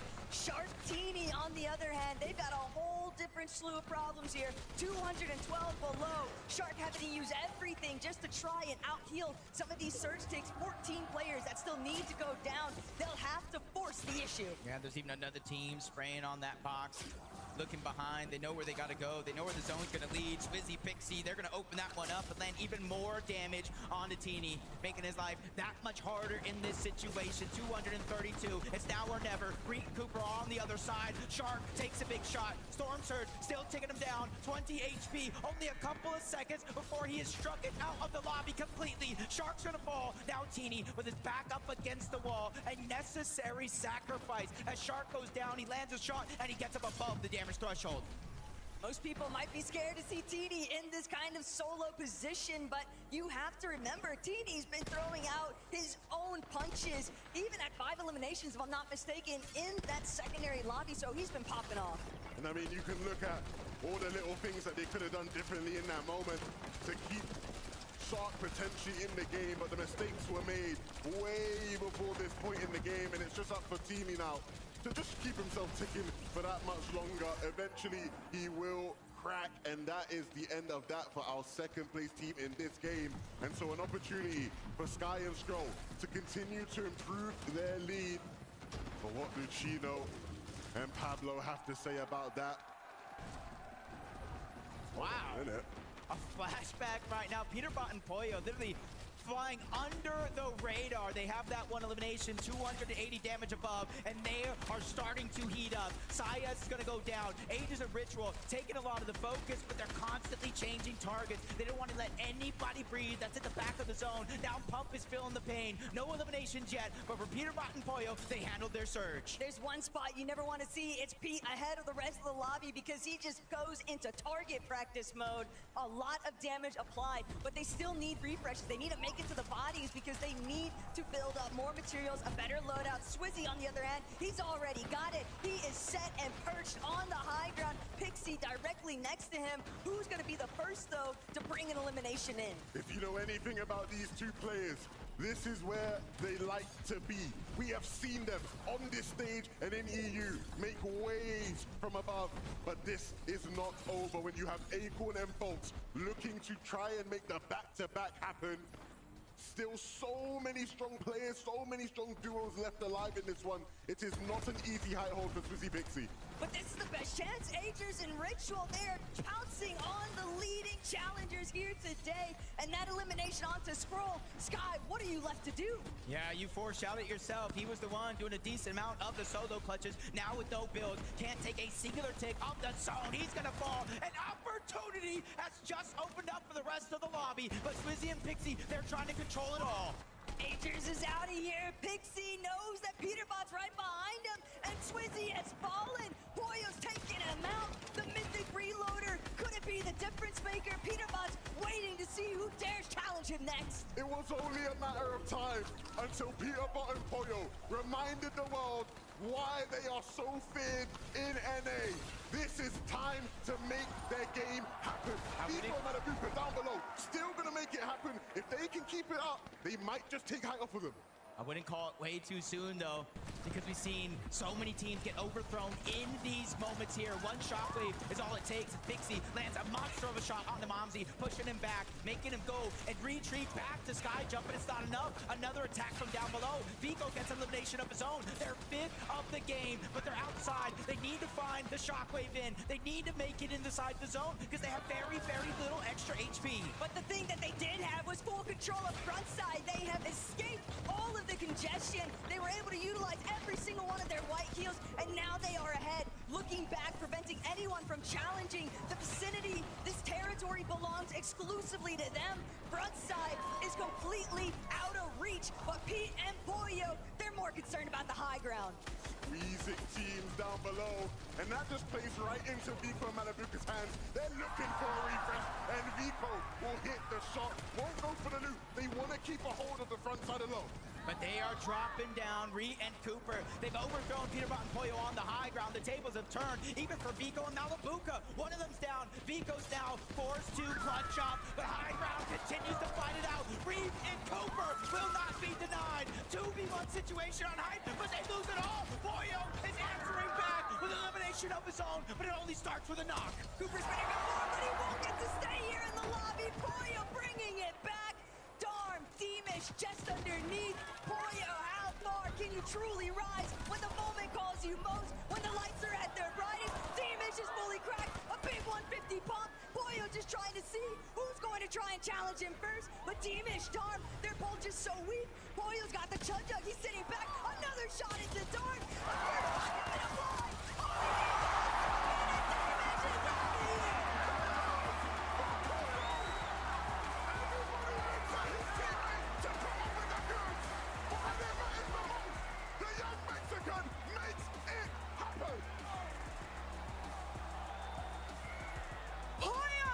Even Pete is saying, oh my god! How did you manage that 2v1? That was insane! No, they had no mats, so I was just able to make them there. It was a 2v1 situation. You were solo for a considerable amount of time. We saw you on the high ground, on the low ground, figuring things out. It was not that chill, was it, Pete? I mean, I'm playing with the best player in the world. I mean, I don't even know what I just watched. I mean, comeback starts now. The comeback starts now. We just watched a Poyo masterclass. Pete, it's been an up and down day so far, as you said. The comeback starts now. Are we going to see Prime Peterbot? Might have to come out soon. He might have to come out soon. I think he needs to come out now. Poyo, you're on fire. We've seen you clutching. We've seen such peak performance from you in the first few games. Do you think now that that trophy is a possibility? Yeah, I think that's the game that we needed to start the comeback, so I think maybe we're gonna win. Okay, Pete, you're always confident, but Poyo even now is saying that you can win. Do you think it's gonna be NA on top? Hopefully. Hopefully. Peterbot, come on, I need more confidence from you. Is it NA on top? Yeah. Yeah, let's head to a break.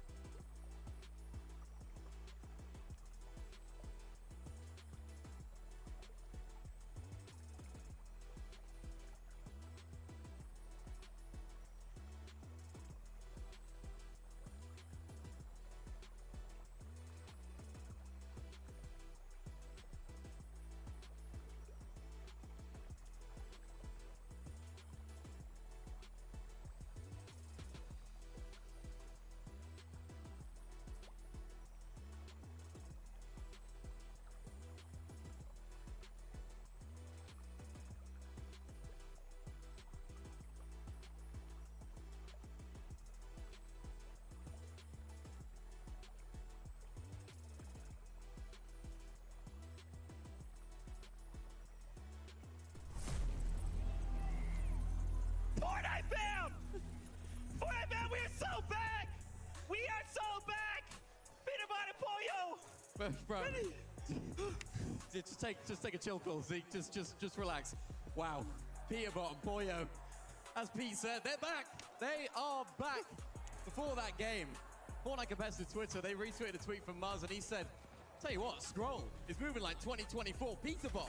Actually, scratch that. Poyo is moving like 2024 Peterbot in this endgame. What a performance from these guys. They are back. We have not seen them really too much of this entire day so far. They took high. They had it taken off of them as well. There was a moment here where I thought they'd thrown the game when Peterbot tried to take high as a solo. It's this right here you can see in the middle of your screen. Trying to chop high, ends up chopping Reet and Cooper out, but of course, that 2v1 situation, I thought, no, they've thrown it. But oh no, no, no. Poyo as a solo, down on low ground.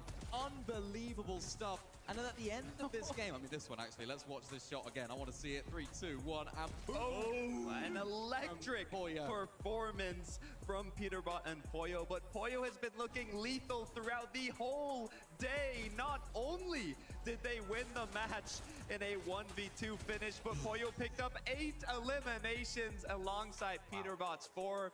I've talked a lot about expectations, specifically for this duo. I mean, they got second, first in 2024 and even won the 2024 Global Championship in 2025 as well. Second, first. I mean, the expectations for Peterbot and Poyo coming back into duos have been at an all-time high. They have not been meeting these expectations. You'd look at the placements and you'd say, they're great. They've been playing really well, but they haven't been firsts. They haven't been seconds. They haven't been winning, which is what we're so used to seeing with Peterbot and Poyo. And with that performance that we just witnessed right after halftime, I think we're into a very fun surprise here.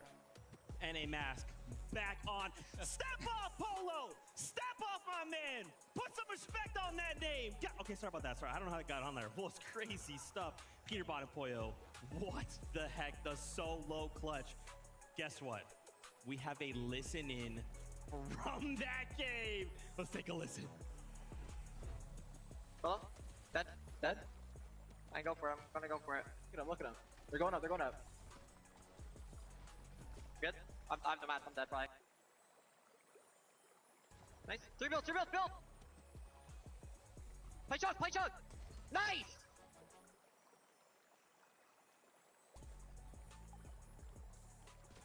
Nice. Let's go! Disgusting! Oh, sorry about that. The mask was back on. I don't know why that keeps getting over here. Sorry about that. I'm gonna keep that over there. Again, congrats to the duo.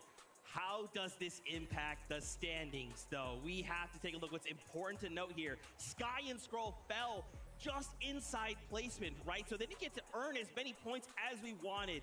Look at this. Acorn, Bolt, and even Vico and Malabuka suddenly jump up into that top 3. And we do see their 10th place Poyo and, of course, Peterbot. But, man, Acorn and Bolt, they needed this game, right? They needed a point. They saw that in the feed. Sky and Scroll down. Go! Absolutely crucial that they had a good game here. You mentioned it's Sky and Scroll going down early in this game. Same with Shark and Teeny as well, another top team in that section of the leaderboard. They also went down, so they needed a good performance. Not the best game that we've seen from them ever. Not going to, of course, shoot them up the leaderboard massively, but keeping them in that position on the leaderboard, Takata. And this is exactly what this team needs to do. They need to keep these consistent end games coming in, consistent placements, favorable zone for them as well in the end. But they're playing well, they're cooking. I'm starting to get nervous for EU here. I mean, we talked about it earlier. Shadow Virgo, they were on top in terms of the NA teams, but we look back at predictions going in to these finals. Acorn Bolts, they were always on that high end of these predictions, and after a big game before halftime, now continuing forward with another solid match, they are creeping their way up to first. Oh my gosh. Guys, I wanted to keep talking because so much happened in the last game, but I'm getting word games are ready. We're jumping right back into the action. Casters, take it away. You know, before this tournament started, I was asked so many times, who do you think is going to win? Who do you think is going to take it all? You know what I said? I just want a close tournament. Peterbot and Poyo looking like they're going to deliver. This is what it's really all about. Pete, Poyo, you know, they've kind of been waiting it out, feeling out the lobby, but they're sick of it. The comeback has to start now, but they're not the only ones, Levin. There are so many teams creeping their way up. I don't blame them. They saw the party that's being had and they said, we want to get involved, we want to jump in. And if that's a sign of what's to come, this next game is about to be fire.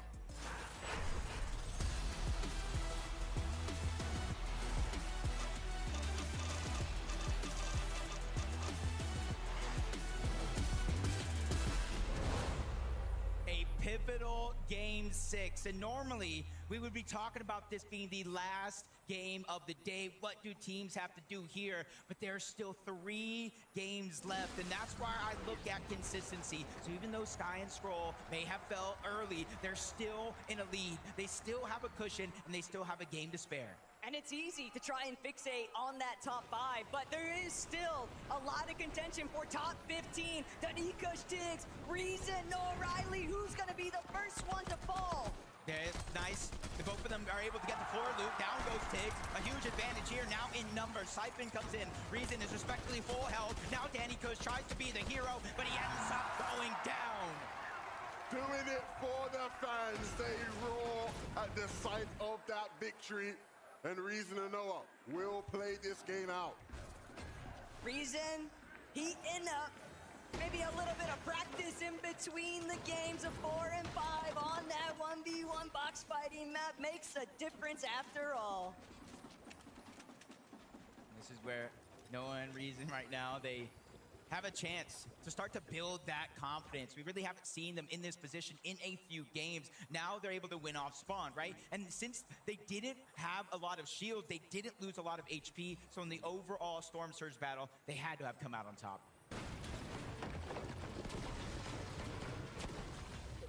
It's not often we get to see Chap and Flixie just farming things out. It's been so expected that they would have to try and duke it out for their spot south of New Sanctuary, but teams starting to realize, starting to understand, if we want any sort of momentum on the secondary half of today's lobbies, we're gonna have to survive it first, and Vico not gonna allow that for Cold.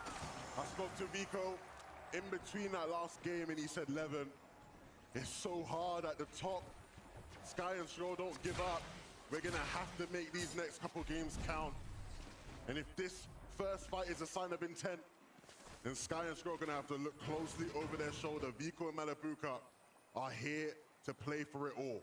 And you have to remember, Vico Malabuka, they've already done it once to Sky and Scroll. Granted, it took place in a Divisional Cup Finals, but the impact is still there. A lesson was learned. And for Chino Pablo, that might be teaching a really big one right here, right now, in a moment, to Jason Liam. You gotta be careful. This is the same exact thing they did in that last game.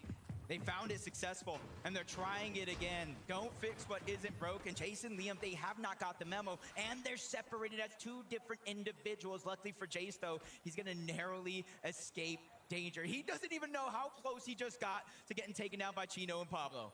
It's one of those instances where you can't help but hold your breath. You expect that Chino Pablo are still gonna have the upper hand here. Liam, Jace, they're splitting the loot. They're feeling like they've gotten an ability to bring things together. And Pablo, Chino just staring them down. They know Jace is right behind, and Jace might be finished, but the patience, the reservation here, the trigger fingers not firing off. That's just the little decisions that really carry on to the end game. Left instead of right, up instead of down. Jason, Liam don't know, but they made the right call. Yeah, I don't know if that patience was worth it from Pablo and Chino, unless they come back around and get something better from it. In this meta, you just gotta take the damage, I feel. And yeah, that opportunity has completely slipped through the fingers. Now Liam and Jace are long gone. Still, I understand why they didn't pull the trigger. They felt like they had a big fish waiting for them. But they didn't take the bait. Scroll, Sky. I mean, what more can we say about these two? Plenty to say about this situation here. Ju left alone as a solo against Yapko and Panzer, who we have seen them in box fights like this today, and they have been relentless. Yeah, in terms of just straight damage and controlling the top side of the map, they've done a wonderful job so far. They just need to be able to convert that into either high elimination games or playing into the top 10 consistently to close the day. But for Ju, he's just kind of waiting in the wings. He just has to have this moment here where he does nothing but Taco. He's officially on the clock. There's no extra heals in his inventory, and he's now in the zone. And even if he's able to scavenge some bandages, a med kit, it just might not matter. Yapko and Panzer can hold him, but Curve, get it, Fraggy with it. I know that he's still got a long way to go before he makes his way towards the top, but every little bit helps at any stage. Absolutely. Akira and Karama, a team we've seen much of in these mid-games. They have been an ever-present force, still yet to be the protagonist of one of these end games. Looks like they're going to run into Kindex and Phantom, who have something cooking up for them. Will these guys waltz into that building? No, they're hoping so. This is part of the problem that kind of gets established over at Battlewood Boulevard when you have so many teams just setting up, posturing, preparing for the ultimate ambush. Akira Karama, they're going to be spotted out first and foremost by Benno, who's trying to stir a little bit of a fuss here, but Curve on the other side of things, he might just be too isolated. This is playing out perfectly for Phantom and UNDX. They get the elimination. The third works out perfectly. Now they're able to kind of bolster their loadout a little bit more, and for Venno, you can definitely feel the pain.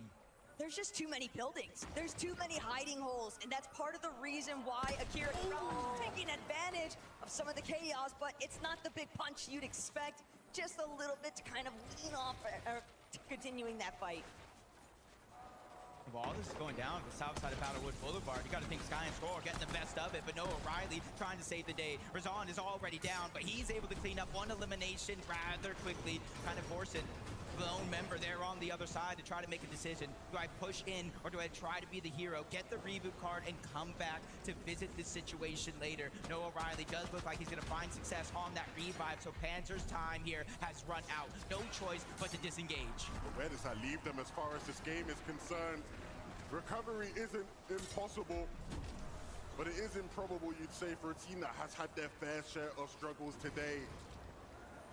Speaking of struggles, Drew on the other side, these are just not the two teams that this arena wants to see in this position right now. You just can't forget, Drew's been here the entire time. While Yapko and Panzer were preoccupied trying to deal with the likes of Noah Riley and Razan, they encounter this whole new problem of Vidil now being brought back into the mix. Granted, there's still a lot of damage left to be undone here. Drew and Vidil have a far ways to go before they make it into zone. All of the teams that are ahead of them, all of the teams that could potentially be looking to run back this direction too for that reboot inside of the storm, it's just not going to be very easy to climb their way out. Oh, sneak plays. We like to see them. Wow. Oh my God, there, Levin. He really thought he had it. The stair was in the way, and as soon as the stair came down, it was like a jump scare. A whole team jumping into the box, turning that one around rather quickly. For a moment, I think we all thought that he had him, but darn Deemish, they understand. They cannot afford another lobby when the standings are this tightly knit. Going out before the placement points really have a chance to impact things would just be devastating, because all these other teams inside the top 6 specifically have more than enough opportunity to catch up and overtake. Pixie and Squizzy over towards Squibbly Shores. Just trying to make their move all the way over from Dark Dominion. Rather now instead of later with the rest of the lobby. It's going to make it hard to maintain your position on Surge. Ju probably spots out a reboot coming through, able to get a knock onto Yapko, but a whole nother duo comes to crash the party. And there's a 14 at the bottom that's moving closer and closer. But the one right here that he has to worry about is Cold and Rapid. They're trying to close in on the distance. And while they're focused on Ju, a revive is going to come out. And Scary and Sayaz as well. That was that 4th team I was talking about. Shoot off into the distance and clean up that elimination onto Ju. That frustration really starting to build up, because when you are at that 80 to 90 points range, it's hard not to overtake it. But Rapid, Cold, don't get distracted now. Yeah, we have to remember, for a team like Vidil and Ju, the prospect of falling and getting a top 15 to be able to solidify a spot for the global championship would be everything. These guys want more than that. And Yapko and Panzer, again, in one of these fights here in Storm, not somebody to play with, even if you're Cold and Rapid. Fresh off of what looked like a revive situation down in the dirt. I'm not sure how they opened that one up on the Cold. They took him down, and now they leave Rapid in a peculiar situation. He has enough gold. He can bypass this situation and try to get the reboot, but I'm not sure he wants to leave all that loot behind. I just watched Yapko go from 15 builds to over 110. He got his loot llama. He doesn't need to stick around to see what happens next with Rapid. They know they need to get out of dodge and start actually making their way toward the zone. down by Rapid. He's sick of it. You're gonna ruin my game. I'll take yours down with me. Yapko has been knocked. The delay now for Panzer. Do I commit or do I back off? But Rapid's not gonna let it happen. Rapid, who are you feeling like? I mean, if this is what you're gonna do, then we really want to see more of you right now. Panzer needs to be careful because Rapid is not messing about. Even with the free builds he has, you still fancy him here to find something. Panzer just has to regain control, use the mat advantage he has to keep the distance, keep the separation, and keep the angles in his favor. And for Rapid, that was huge. Going into a 2v1 situation at that, and now he's trying to put pressure. Doesn't want to let the revive come out. A fake shockwave, and the elimination comes through either way. Rapid kind of evening that exchange, but you could see he wasn't able to get any of that loot. Only 6 builds left to his name, so wherever he goes for that reboot, Panzer will be there. He was so prepared for the challenge, but he had 0 materials. He could not afford to just charge head on into where Panzer was directed, but the damage has still been done. Panzer will have to play this game as a solo for the time being, and making it to a reboot ban with so many other teams closing in is not going to be easy. Great to see that Vico and Malabuka are back up. Earlier in the game, I did see in the feed that they were taken down, left as a solo, but right back at it. That's what happens sometimes when you have Frigid Fortress to yourself. The zone goes to the south. There's a lot of open space and opportunity, which is needed by Vico and Malabuka. They're the team that's right on the heels of Sky and Scroll, especially for them that are performing so well. Talking about teams putting in big performances. What we just witnessed from Pollo in that last lobby, absolutely disgusting, but they're going to need even more still. They're really going to have to put the pedal to the metal. They are still trailing in terms of top 5 potential here, but with Pollo and Peterbot, if they can keep firing off on all cylinders, it might just be game over. The trend we've seen with Pete and Pollo is that they like to heat up towards the back end of competitions. And usually we see that in 6-game tournaments, right? Where game 5 and 6, they have their pop-off moment.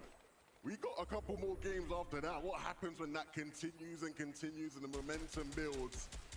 Are they still a potential threat at the top of this leaderboard? These two will try and make that not possible with just how consistent they are. It's just so scary, though, if you're Scroll and Sky, because you are leading the pack. You are ahead in the standings, but you also have all of that additional pressure. They are our Major 1 champions for EU, but even after that accomplishment, it's another thing entirely to pursue it and receive it and take it over in a LAN environment.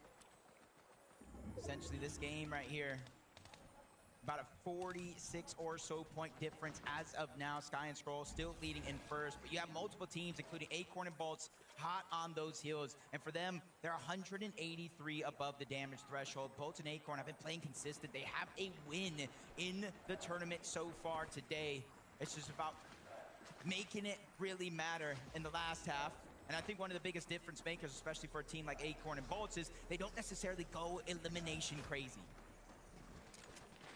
Could be the case. Shark and Teeny, though, certainly a team that can deliver those big-time performances. Heavy elimination, strong placements, but first, they're going to need to see if they can take out Garn and Deemish. Caught them a little bit off guard here. Going to force out the build's spot of retreat, but Shark is just beaming anybody he can in the lobby. He needs all the damage he can get right now because they are currently still sitting just above that damage threshold. And as the players start to rift in overhead of Humble Hills, this could be even more complicated. Still, shots are connecting. You can't overstay. It is going to go from 2 tick per second that you're inside of the zone to 5 ticks, so he immediately tries to beeline his way there. Rightfully so, because you look at where the zone pulls all the way across the map. Max pull for the majority of the lobby. We're headed on over to Battlewood. Pretty big confidence decision, though, from Shark. He was hanging out in the storm so far away from his duo, Teeny, and yet they weren't punished for it. They kind of scouted out the fact that they had an opening for Shark to kind of stick around, look to try and punish some players. We're a little bit later than the rest of the lobby, but now Swizzy, Pixie, they're on pace to try and take over the top half of that leaderboard. See with just how this zone is shaping up, all those early rotations will be crucial. This isn't the type of zone where you want to be running in late. It is so easy to get focused here as these players move in. Pixie, Swizzy, looking for a refresh, looking for any sign of weakness. They won't find it in Vico Malabuka. Those guys are looking good. Shark and Teeny, a tournament-defining game for these two. Yeah, as soon as they made it inside of the zone on this side of the map, Teeny immediately took damage from Belusi and Zangi down below. But I like the approach. Instead of getting aggressive and trying to fight back, they're letting them move forward. We'll follow them in the rotation with these shockwaves because right now we don't need Surge. We just need to survive. But that pizza box was the last of their resources. They don't really have a whole lot in the White Heels department. And for Sky, Scroll, the pressure is on. Kanata, Victor B, trying to see if they could challenge and take down their EU opposition here. But Scroll and Sky will have none of it. They are protecting their space, refusing to allow anyone to try and catch them off guard. Like, this is the point in the game. You almost have to have Sky and Scroll go down because this is where they excel the most in the end game, whether they're together as a duo or playing as individuals. So as the day continues to go on, depending on where they're at in the leaderboard, I want to see somebody try to make a play. This is exactly what we were talking about. It was always going to be a tough task for Ritual to rotate in, and those guys took the opportunity. Again, we see Sky looking to, again, get a bit more of an advantage as far as Surge is concerned, not looking as comfortable as we typically see them. And part of this issue is just stemming from the fact that when they were based up in their hill position, all of that action was taking place on the south side of Battlewood Boulevard. They didn't really have the best opportunities to establish any early surge because everyone was hiding out inside the buildings instead. So that's bleeding over into their problems right now. But Sharktini, they're creating so many issues in the lobby. Shark is, he's trying to cook something up right now. He might be overcooking. Just got to take a moment to breathe and stay and follow Teeny. Vico, what are these guys cooking? That was tough. A big elim there because that is not just elimination. You saw they locked that player outside of the lobby. That means they're one step closer to placement, just like Peter Bot and Poyo. They caught fire in that last game. And what a better time to catch fire in the second half of today's tournament. 91 above the damage threshold. Peter Bot and Poyo are looking for more. Will lightning strike twice is the question. Can we have another crazy performance that leads to a win for those two? There's plenty of people in this lobby who are going to get in the way of that. Vico and Malabuka poised to do just that from this position here. Great priority as far as being elevated into moving into that next zone. Sky and Scroll, this is just not where we want to see them, looking so uncomfortable, looking desperate for damage. This is a nightmare of a scenario 11, 87 below the damage threshold. No extra heals. They're able to bump right up the top of that damage threshold, but they have to rotate again. They have no extra shields, but they're on the front side of the zone. They built themselves a little space. Shark and Teeny, aggression turns to bite them in the behind instead. They lose all of their shield, all of their momentum right there in that one moment. But both still trying to keep it rolling here on the low ground. Vico, Malabuka, they've had the chance to heal, and that might have been the only breathing room they needed. Vico, Malabuka now going to start to make their approach from the backside of zone. Who's going to be next? They're going to continue to wrap around. They've got the white heals. They can afford to tank a couple of ticks of storm, but Bolt's coned up. Builds so limited. 80 left on the Chug Jug. He's going to try and play his own life, buy a little bit more time. While Shark and Teeny, they've eliminated enough players, but can they get another? Because they're going to need the refresh.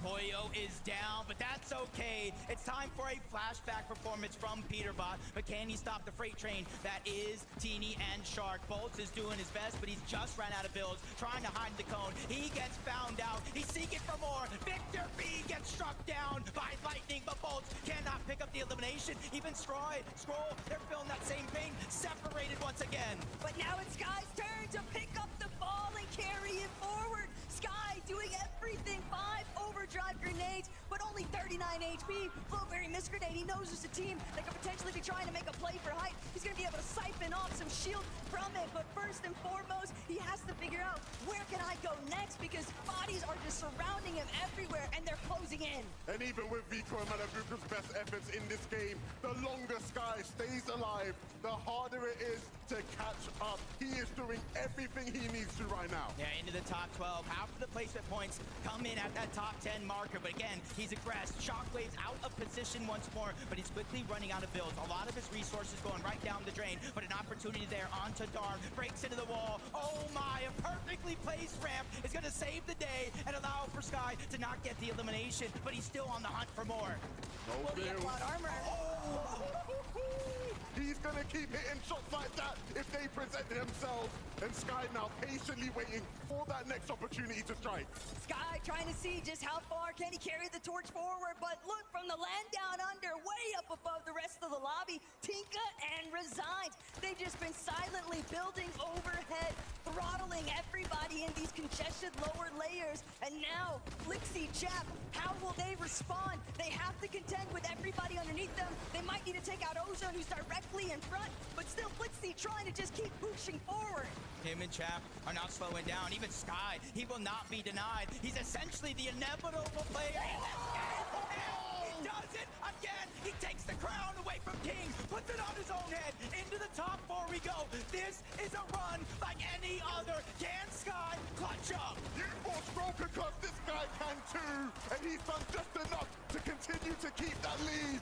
Flixie will try and move above, but it's going to be the Oshi duo trying to close out this game and get the first dub on land for OCE. Surely they won't let it happen. Surely Flixie won't actually take them out. And sure enough, Resigned and Tinka bring this one home. Game number 6 is all theirs. The thunder from down under. The boys from OCE do it. They're putting their entire region on their back. They don't want to just win here. They want to go to the global championship. Resigned. This isn't your first rodeo, but it is OCE's first win at an FECS LAN. How does it feel? Honestly, it feels amazing. This is the best feeling. This is the best feeling. Tinka, you haven't always had the best results on LAN, but here you are proving that it can be done for Australia and everyone watching back home. You had the high ground, you had it clean. Did you know once you had established yourself that this was in the bag? I think the main thing is just to play with confidence. You got to forget your OC and you just got to play like you do at home, and it works. It worked. Was always the intention to go for high ground? I mean, yeah, like on LAN, everyone's pretty scared, so like we just don't play scared. We just take height. Good friend Queasy, he established that one a while ago and it's clearly working for you. But the key thing now is consistency. You haven't had the best game so far, but do you feel like this win is going to give you the confidence now to get off spawn and get to the finish line? 100%. Well, boys, congratulations again. Making history for OCE. It's Tinka and Resigns. We're going to head to a break and maybe more history will be made.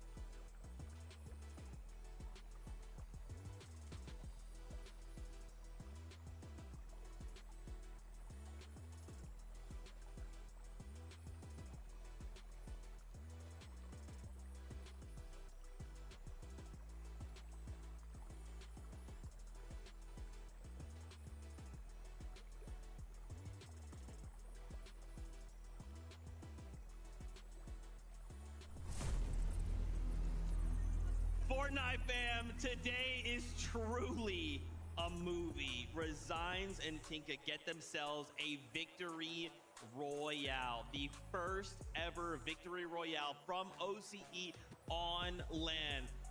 I think what's so crazy about this is we're watching the game in the back, and for a moment everything's kind of going chaotic, and then we look up and we're like, Resigns and Tinka, okay, well, maybe they can hold it. I mean, there's so many of the names that we know will contest height. They're not here. They're gonna win. Wait, OCE's gonna get a win. Wait, OCE's gonna get a win. An incredible effort from the guys, and as you can take a look right here, it's not like they kind of jumped up on the high ground the last second, right? They were kind of holding this throughout the entirety of the end game. Kind of the meta within the meta here on LAN in game number 6, taking a little bit of a change, because as been watching through all of the games today, it's kind of been a mess up there on the high ground, but Resigns, I think, have kind of figured out a way to suppress the rest of the lobby, go ahead and continue themselves up on the high ground. They end this game as well with 9 eliminations. That's going to throw them so much further up the leaderboard. Yeah, I think going into that game, the cutoff was around 150 points-ish, and I believe they've surpassed that with that match. Now, obviously, we've got to see how the points continue to kind of change from all the other teams that also placed well, but they have a solid chance of getting top 15 now, and not only being the first OCE team to ever win a game on LAN, but also qualify themselves directly to the Global Championship. Oh man, of course, massive shout outs to them, but as we look at this top 10, Sky and Scroll are at 352 points. What I like about this game is now we finally get to see a Sky solo clutch, right? We've seen a few Scroll side, but now Sky's like, hey guys, listen, I know that guy can clutch, but I want to make sure that you know that I can clutch too. These guys give it a rest, man. Like, oh, we're trying to have a close race here towards the end of the competition. It's like, oh man, the duo looks like they're gonna go down early. Yeah, the duo went down early. There's still one of them left though every single time. I think more than half, actually I'm pretty sure more than half of their total point amount right now is 100% through solo clutch points. Like, it is incredible the performance these guys are putting on right now. I mean, this happened back in the EU Major Finals. I talked about it earlier on that Sky is just as capable to get these solo clutches, but I remember I was telling Vivid, right, when we were watching this match, I said, okay, Sky, he's got like 17 HP. You know, he can solo clutch, but it's going to be a little tough. He shut me right up in an instant when he just came through zone, elimination. I mean, I don't even know how many points he clutched in that match, but both players have been playing incredibly, and they deserve that #1 spot they're currently sitting at. Dude, they can see it, right? They can see the light at the tunnel. They can see that trophy. They can see themselves wearing the little crown on the top of that trophy. They better wear when they stand up here. But now it's about holding on, right? Where like I'm gonna continue to say, the job's not done. We still have 2 more games to go. Look right behind though, Vico, Malabuka. We are seeing them come alive. This is the Vico we have seen in the past. It is one. Just all kinds of stuff. Vico is online, and he sees one thing standing between him and that trophy, and it's Sky and Scroll. A super, like, nuanced approach I feel like we're kind of seeing from Vico and Malabuka in the second half of the day right now is that they sort of go ahead and play around with the fact that, you know, they go up towards the high ground, they're up there for a little bit, and then they kind of just start to feel a little bit uncomfortable, so they drop all the way back down to the low ground continuously. And this is where they really start to make things happen. Every single time we kind of tune in them when they're up on the high ground down here, it's like low mats, but they continue to find the refreshes to keep their game going. And they have low mats because they changed their playstyle from last season to this season. This season, they play incredibly confidently. They have some of the highest average eliminations. They even had it in the upper bracket qualifying through today in the EU Major Finals. They know how to get eliminations, but they also use a lot of mats. They run out of materials, but they are so confident in their ability to get refreshes that they just make it work. And one thing that I love doing whenever we kind of see some of these players go down, obviously this was a great game from Vico and Malabuka, right? But the reaction there when they do finally go down, it didn't really seem like Malabuka was happy with that one at all. And to me, that feels like he knows that the chase is on between him and first place, and every single point matters. So anytime he goes down, it sort of feels like a failure because he's not catching up. Look, there's a reason Vico Malabuka were the only duo to have not taken storm damage in this whole tournament. I'm impressed. Dude, me too. I'm also impressed by Acorn and Bolts. Obviously, we've swapped places with Vico and Malabuka, but right now, This is NA's last hope, right, to walk away with a title for NA. But with 2 games left to go, I think now more than ever, we need to pick up that pace. We need to make something happen if we're targeting that #1 spot. Yeah, after we kind of take a look at the leaderboard when this event finishes, if we do not see a team like Acorn and Bolts up in first place, I think we have to look towards game number 6 right there, because they were so close, right? They were sitting up there top 3. It seemed like all of the points were just, you know, they were in distance, striking distance. But they go down early in game number 6. They don't get a lot of points right there, right? It kind of feels like they falter just a little bit. They had the momentum. It gets slowed down. They've got 2 games left to kind of catch up. Can they do it? You said it yourself, a couple matches left. This is where you start feeling the pressure. This isn't a 2-day competition. This is the last chance that these players have to crown themselves FNCS Major 1 Summit champions. The top 3 are all titans, legends in Fortnite competitive. I don't know. It's gonna be close. Dude, I don't know. I'm starting to think about that top 15. Let's scroll on over. Let's see. Oh, dude, Chap and Flixie jumped up 12 placement spots after that last game. I'm telling you, I'm gonna keep saying it. 1 game. 1 game can turn every single thing around. If the competition was over, right? Technically, it should be. That was game number 6. But we have 2 more here. 1 game can put a duo into the top 15. Look, there's a reason Flixie was the best performing player in 2025 trios as a German, representing in his home turf right now. Everything is on the line. He's had a tough drop spot. He's had tough early games, but they've been making it work. They've been making it happen. And now with that bump in the leaderboard, Vivid, I'm excited to see how they close it out. Guys, I want to keep talking. I do. But the game's are ready. I feel like we just got to jump back into the action. So, casters, over to you. You know, with 2 games left, it almost feels like we have 2 tournaments in one.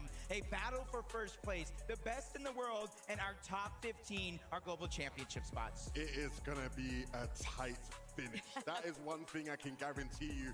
All over the leaderboard, we're seeing so many big names that we've expected things from fighting and converging all into this game number 7.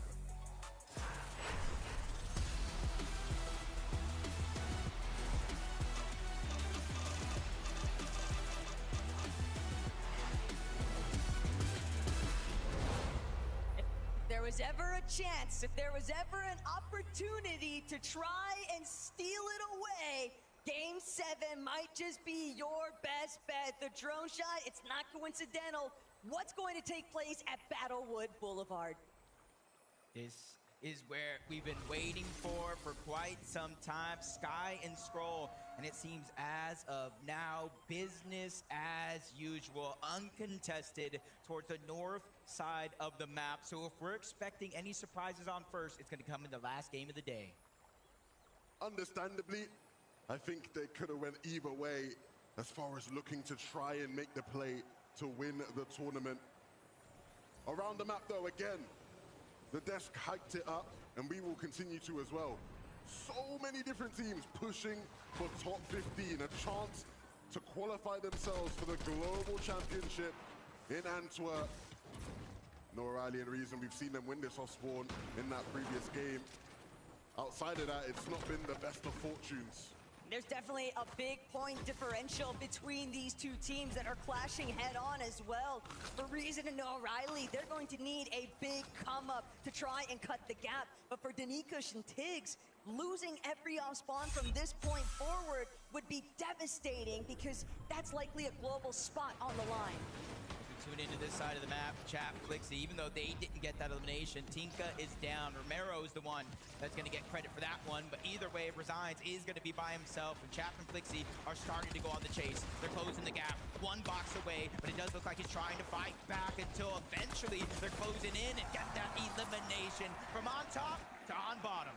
Reminding us why they are 2 top fighters, the pinch from both sides. He had nowhere to run and nowhere to hide. And it's crazy to think that at one point, even before leading into Globals, when they first found their spot cemented for this competition, a lot of the community was asking, when are they going to split? Chap and Flixie, we haven't really seen them shine the way that they both look to be as individuals, and yet here today, they are proving that sticking it out has paid off dividends. Over here at Sandy Strip, more shenanigans. Will there be any damage dealt from it? Not for Chino in that instance. This looks like they're going to take their time this time around.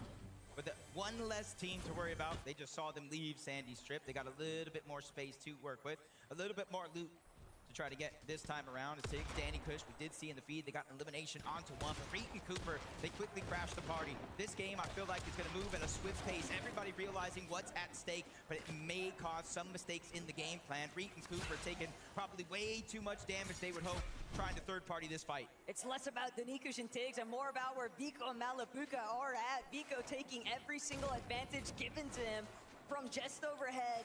Finding those damage applications off the surge tags is just going to keep applying steady pressure, steady control. Sharkantini, though, they're taking over. Sharkantini started the day loud, but as the race for first place slowly slips them by, this game could be the one that pushes them back into contention. Peterbot, Boyo, something left to be desired from their last game. They look to make amends here. They have two chances to really make a run for the top side of that leaderboard. And right now, they go to lurk onto one, realizes he's caught out by himself, but they're unable to capitalize. No real damage, no real knock. And it does look like NoSif is going to try to close the gap. Peterbot landing a couple of tags, sees him trying to run, and they instantly close the distance with a shockwave. NoSif again, causing a little bit of confusion, but he bumps into the tree until he eventually goes down. Peterbot and Poyo realize where they're at on the leaderboard, and if they want to take first, they're going to have to come online. Poyo and Peterbot are doing just that. They'll go ahead and start leaving the vicinity because they realize there's other games afoot. We've seen them pick up one of Izzy or NoSif in these games and still go on to struggle later down the line. It's about piecing it all together as the game continues.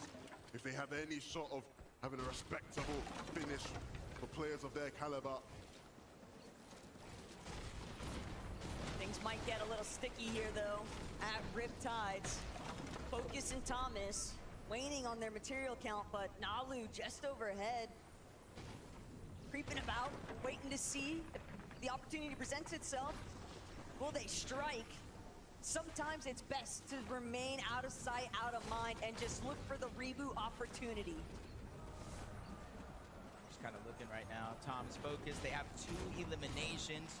You saw kind of backtrack. Nalu had at least one, so it almost seems like Thomas focus crashed the party that Nalu and Rainy were in.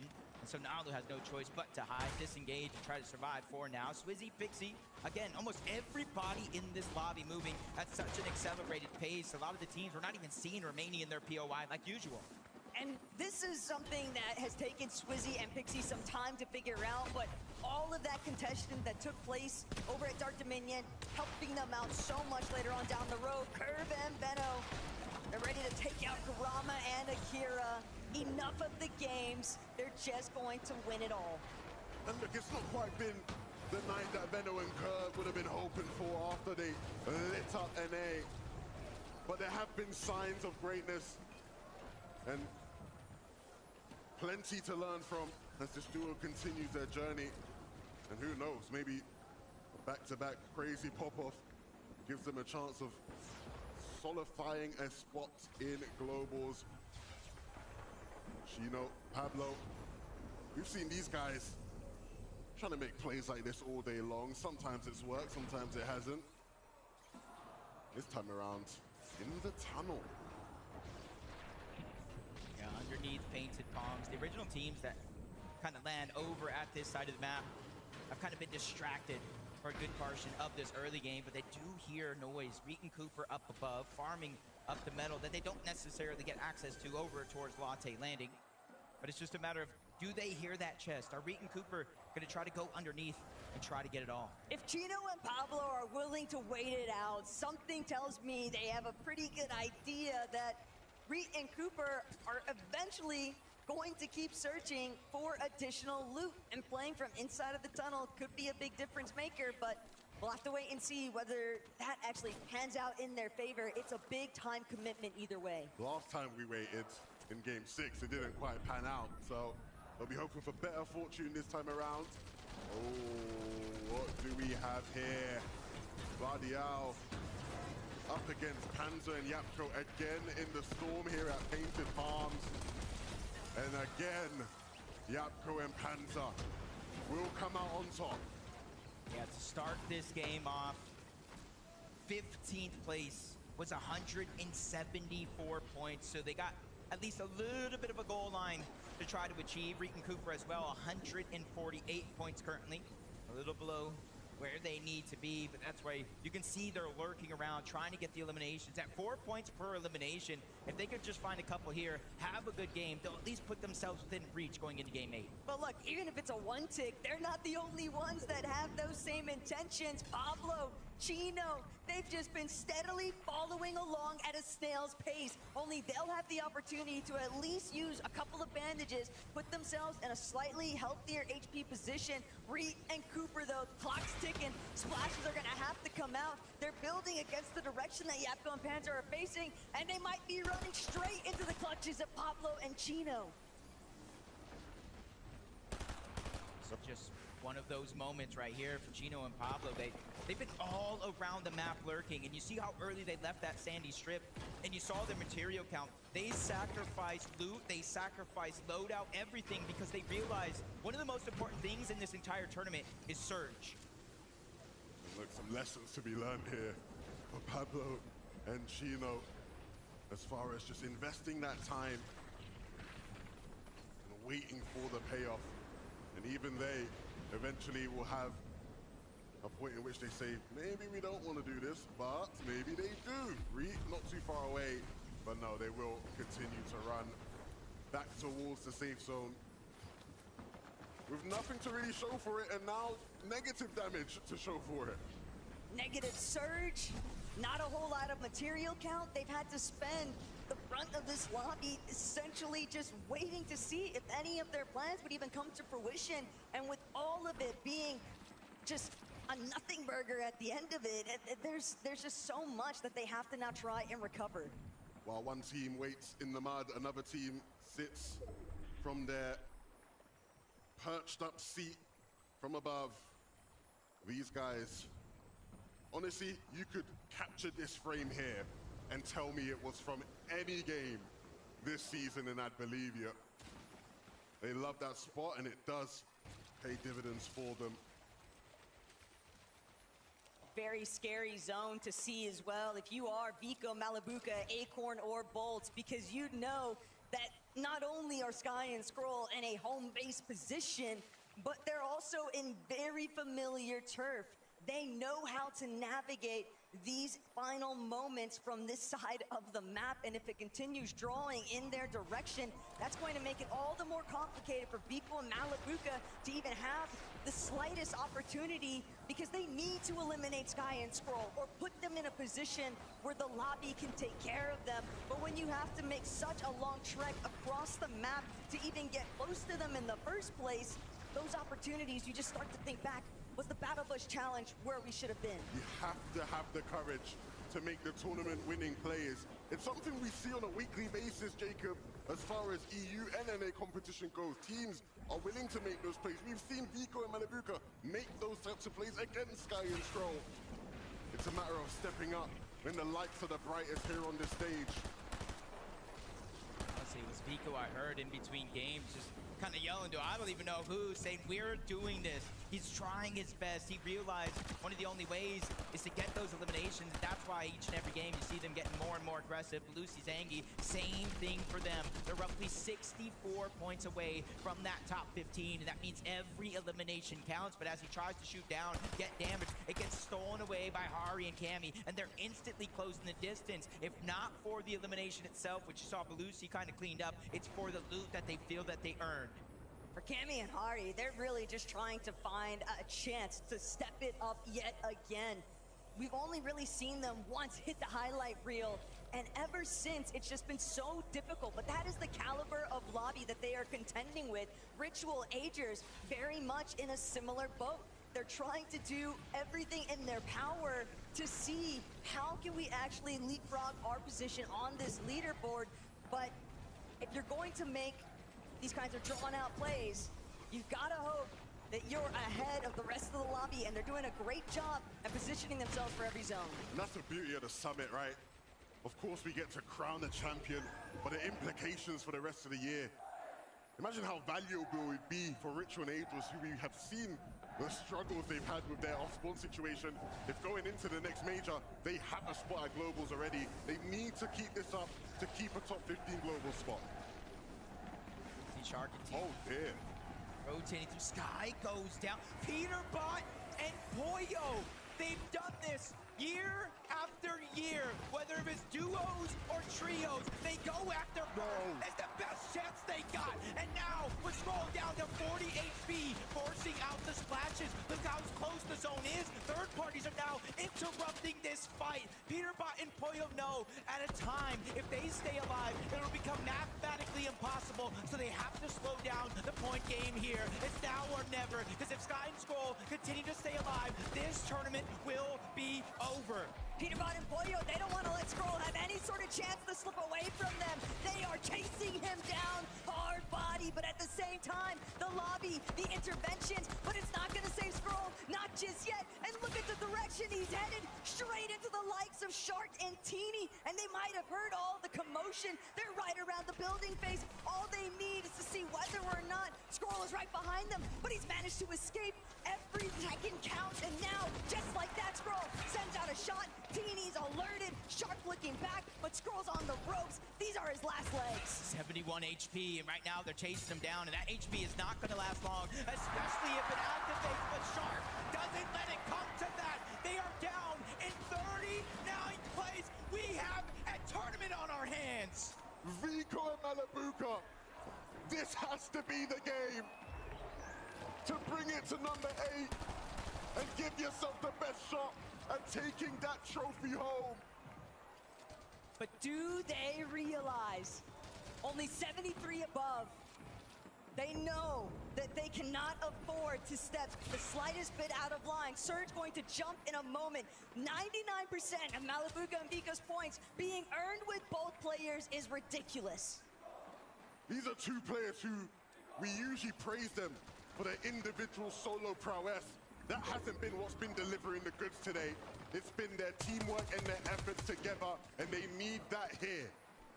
For a moment, we saw second and fourth about to clash. But you have to remember who's also in the mix. Acorn Bolts cutting it right down the middle in third. This is so close, and even them, 522 above the damage threshold. Even though only 21 players need to go down before it's no longer a thing, they are so far above, they're not going to have to worry about it. So this here is a moment for them to just weaken the lobby, try to take them out one by one by one.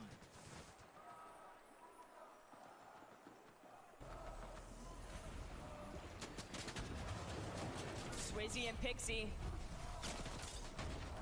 Spotlight's on you right now. Can you break away from it, though? They'd rather play it through the shadows. They don't want the attention of the lobby, not when their material count is already so thin. But Pixie, Swizzy know that everything's working against them, and just like that, Science is gonna strike. Pixie is down for the count, but Swizzy, in a moment of peril, manages to bring it forth. 100 builds now. He's got the potential to see how long he could cling on for life. Both of our solo clutch players there in that situation. Even Ritual getting an elimination, but you can see when the dust settles, Swizzy got that elimination, but he's still 244 below. He realizes he cannot keep Pixie up in the game. They don't have enough heals to out-heal it. And this is a big moment for every single one of those players in that top 5 or 6 area. This is your chance to close the gap and make game number 8 a final battle between all these different teams. Swizzy, he's got the HP. Tyler, definitely in some threats, but Shark, Teeny, they're really starting to pick up the pace here. Werix and Kiruo are going to be some of the next in their line of sights. They've already got one piece of the puzzle. They don't even need to go after the next. They'd rather keep tabs on what the rest of the lobby is doing, but they're gonna have to get active. Epic Whale and Pomp, this is the last thing you want to see charging right at you, but for Shark and Teeny, their moment is now.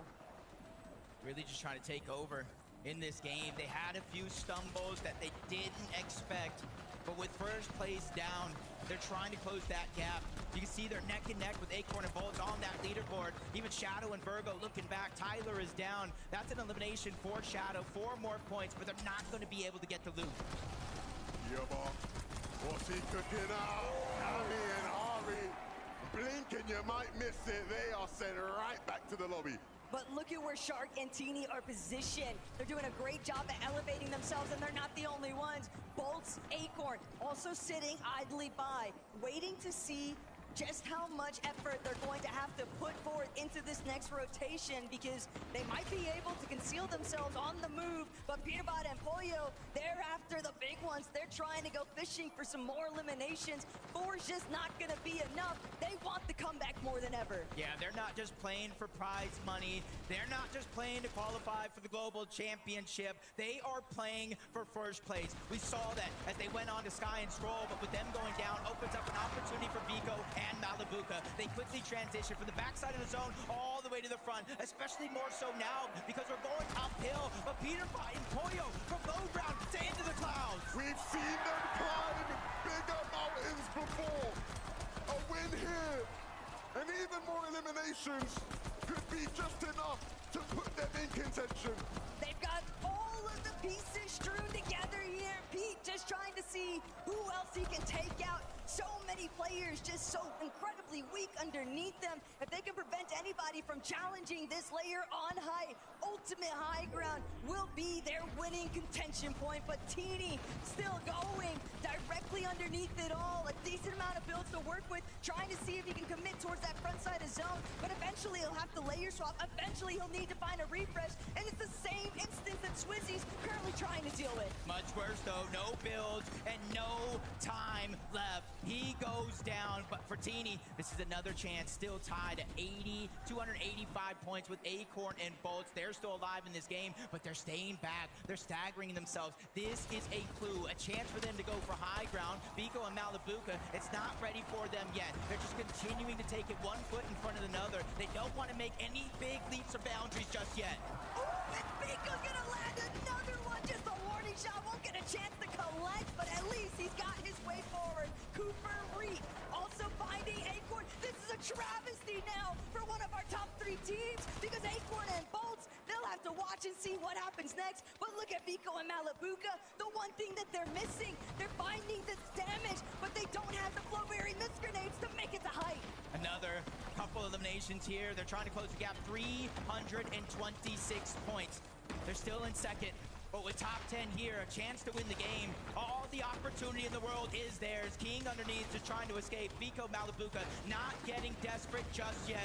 Meanwhile, Reed and Cooper getting pressured from not only above, but below as well. Everybody can feel what's at stake with only 2 games left. But Vico, Malibuca, they steamroll King. They want to take first. And that is exactly what they needed to do. The job is not finished. They have to continue to clear out the layers beneath them, while Pete and Pollo wait from above, waiting for their opportunity to strike down below. And it's insanity to think that all this time, Teeny has just been haggling his way through these layers undisturbed. But Pete, he's ready to drop. He's ready to throw his name into the mix and really start the demolition derby underneath. Pollo still by his side. Just when you think that they're about to find some more eliminations, Vico realizes he's all by himself. The pressure is mounting. He needs to hit this shot or get out of the box. Either one will do. Just stay alive, Vico.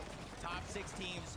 4 of them are stuck as solos here, but for Reed and Cooper, they have each other. Vico, we saw Malibuca go down. You see, with only 3 builds left, empty item slots, no extra heals. It's really all up to them. Peterbot and Pollo, their 6th elimination of the game, and it's on the next team in their path. And that's the worst case scenario now for Vico and Malibuca. But check out Cooper, check out Reed. They've got Craze. Now it's all about them trying to take out some of these other Titans in the lobby. Another refresh for Reed onto Ozone, and now they just gotta look up. Here comes the drop. Peterbot and Pollo, they want the back-to-back. Big shot on the Reed. Pollo will not go down, but but Peter Bot will, so he's stuck by himself yet again.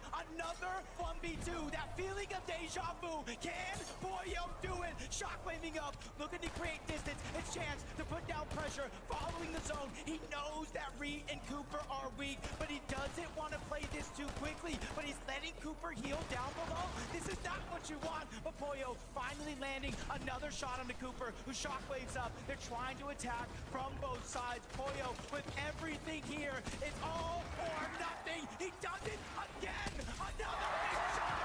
Boyo will not be denied. A 1v1. Boyo versus Reed. NA versus NA. Boyo has taken the crown away from Peterbot, and he's placing it on his own hand. This is what it looks like!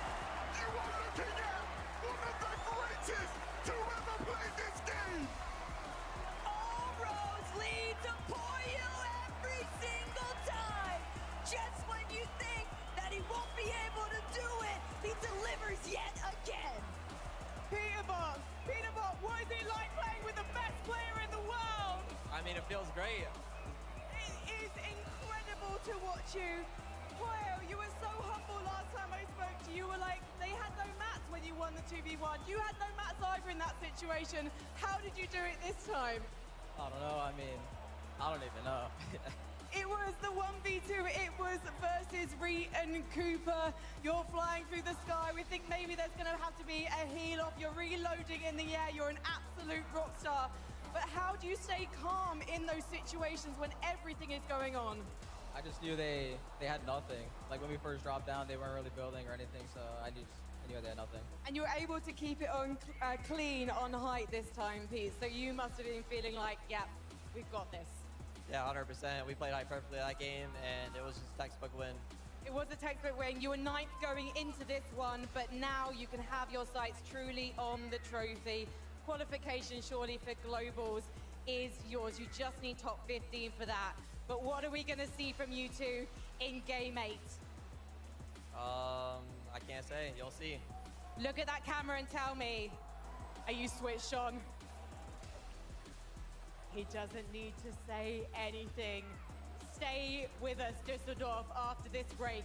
We crown a champion!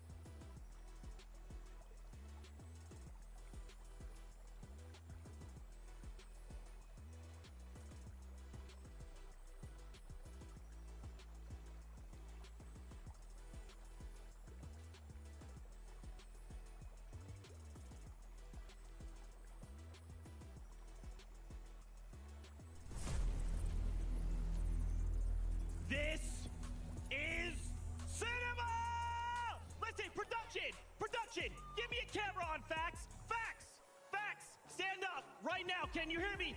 Facts? Give Peter Bot some love, baby. We're back, baby. We are back. Let's go. Okay, sorry about that. Sorry you guys had to see that NA bias mask off. Here we are, guys. Why does it always happen like this, Vivid? Why does it always happen like this? It's like, oh, Peter Bot, like, he's one of the best players in the world. Oh, he's not doing that hot. Then he comes back, and it's like, when it matters, oh, just kidding. He's just showing up. 2 victory royales on the day in a finals lobby of the quality and caliber of this lobby, both coming down to solos from Poyo. This is just the same story over and over and over again, it feels like. Over on NA regionally and even globally speaking, so many times these guys start to get counted out as the games start to get deeper and deeper. And then somehow, some way, these guys just fly up the leaderboard. They find the momentum that they need.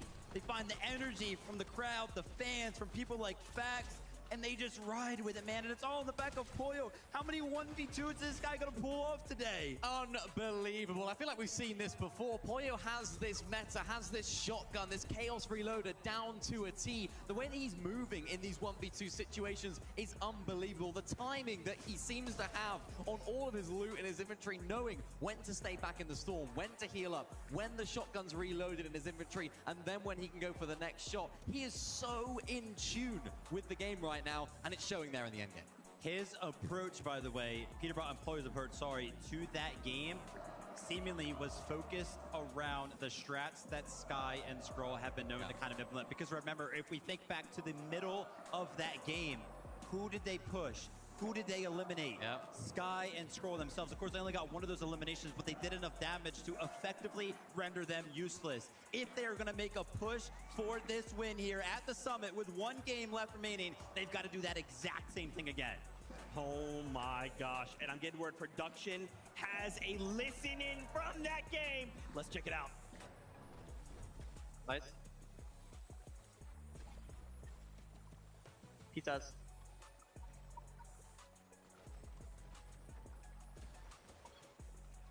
Shock him out, maybe. Nice. Good build. Shock up.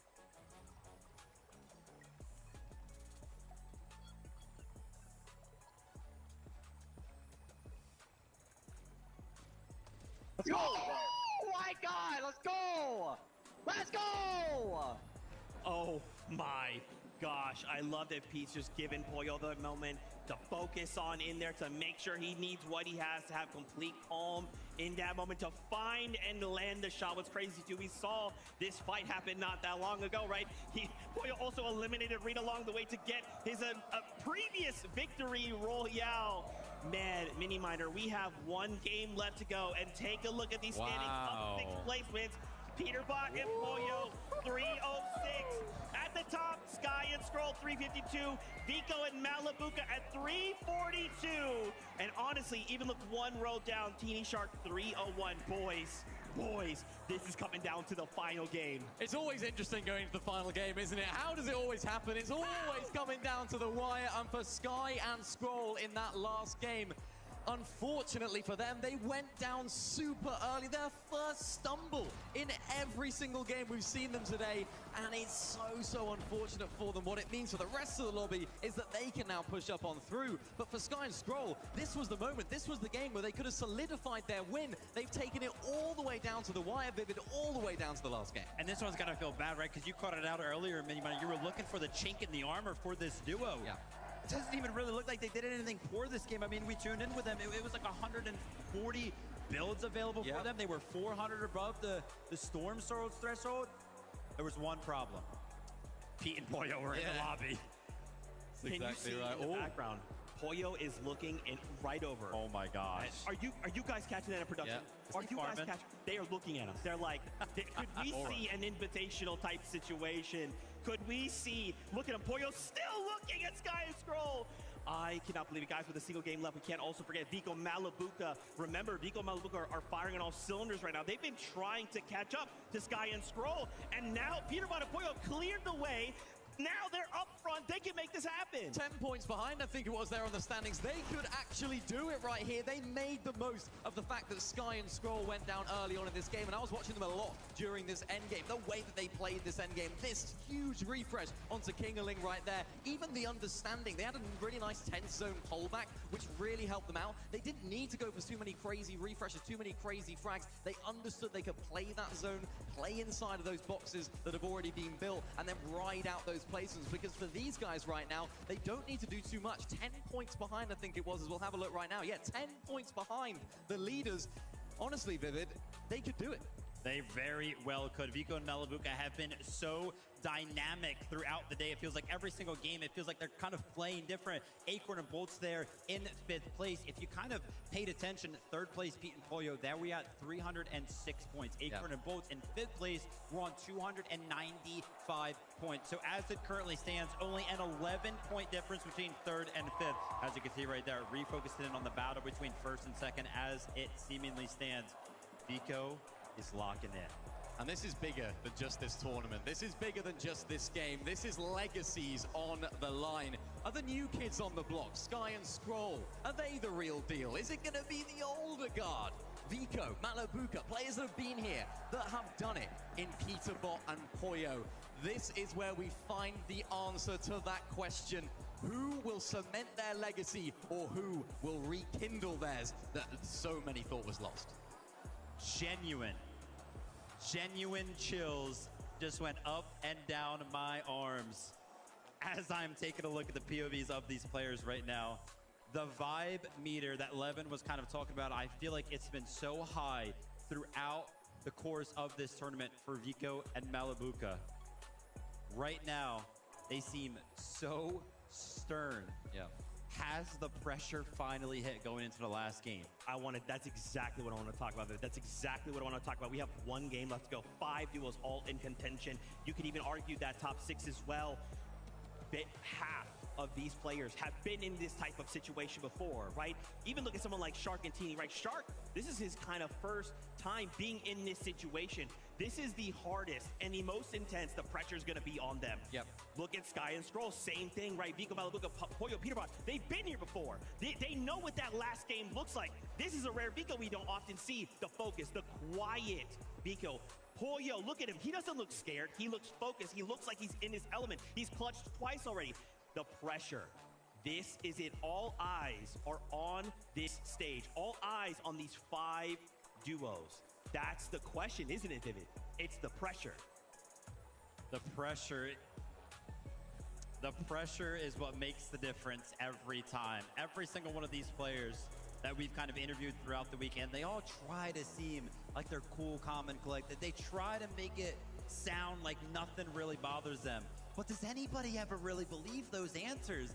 I would have a very hard time myself believing it, especially when you take a look at some of the facial expressions that we are getting going into a game that feels like it's weighted so heavy. This is the time, though, to turn those doubters into believers. Absolutely. In the future, when we talk about the team that ends up going in to win this, we can say they have done it. They have been there. In some cases, in Vico Malabuka's case, they came so close. In Peter Bots and Pollo's case, they've done it already. Let's see if we can do it again. How are things going to go down for Sky and Scroll as well? Newer players coming on through here. Can't wait.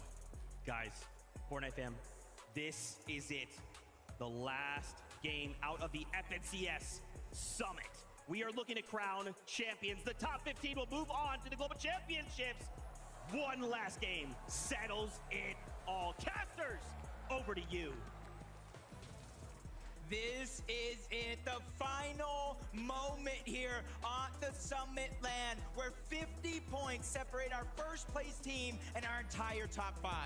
And you wouldn't think that the margins should be this slim with the way that we've seen so many of these teams having their respective highlight moments throughout the course of today's game. But it all comes down to this. Game 8. Let's see it.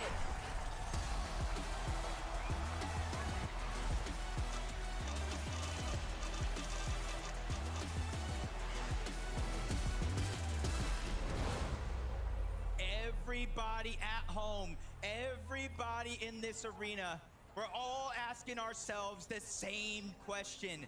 will Peterbot and Pollo do it again? Year after year, championship after championship, they are the ones known to do it all. We have seen crazy plays happen in final games all year long. It's Fortnite heritage at this point.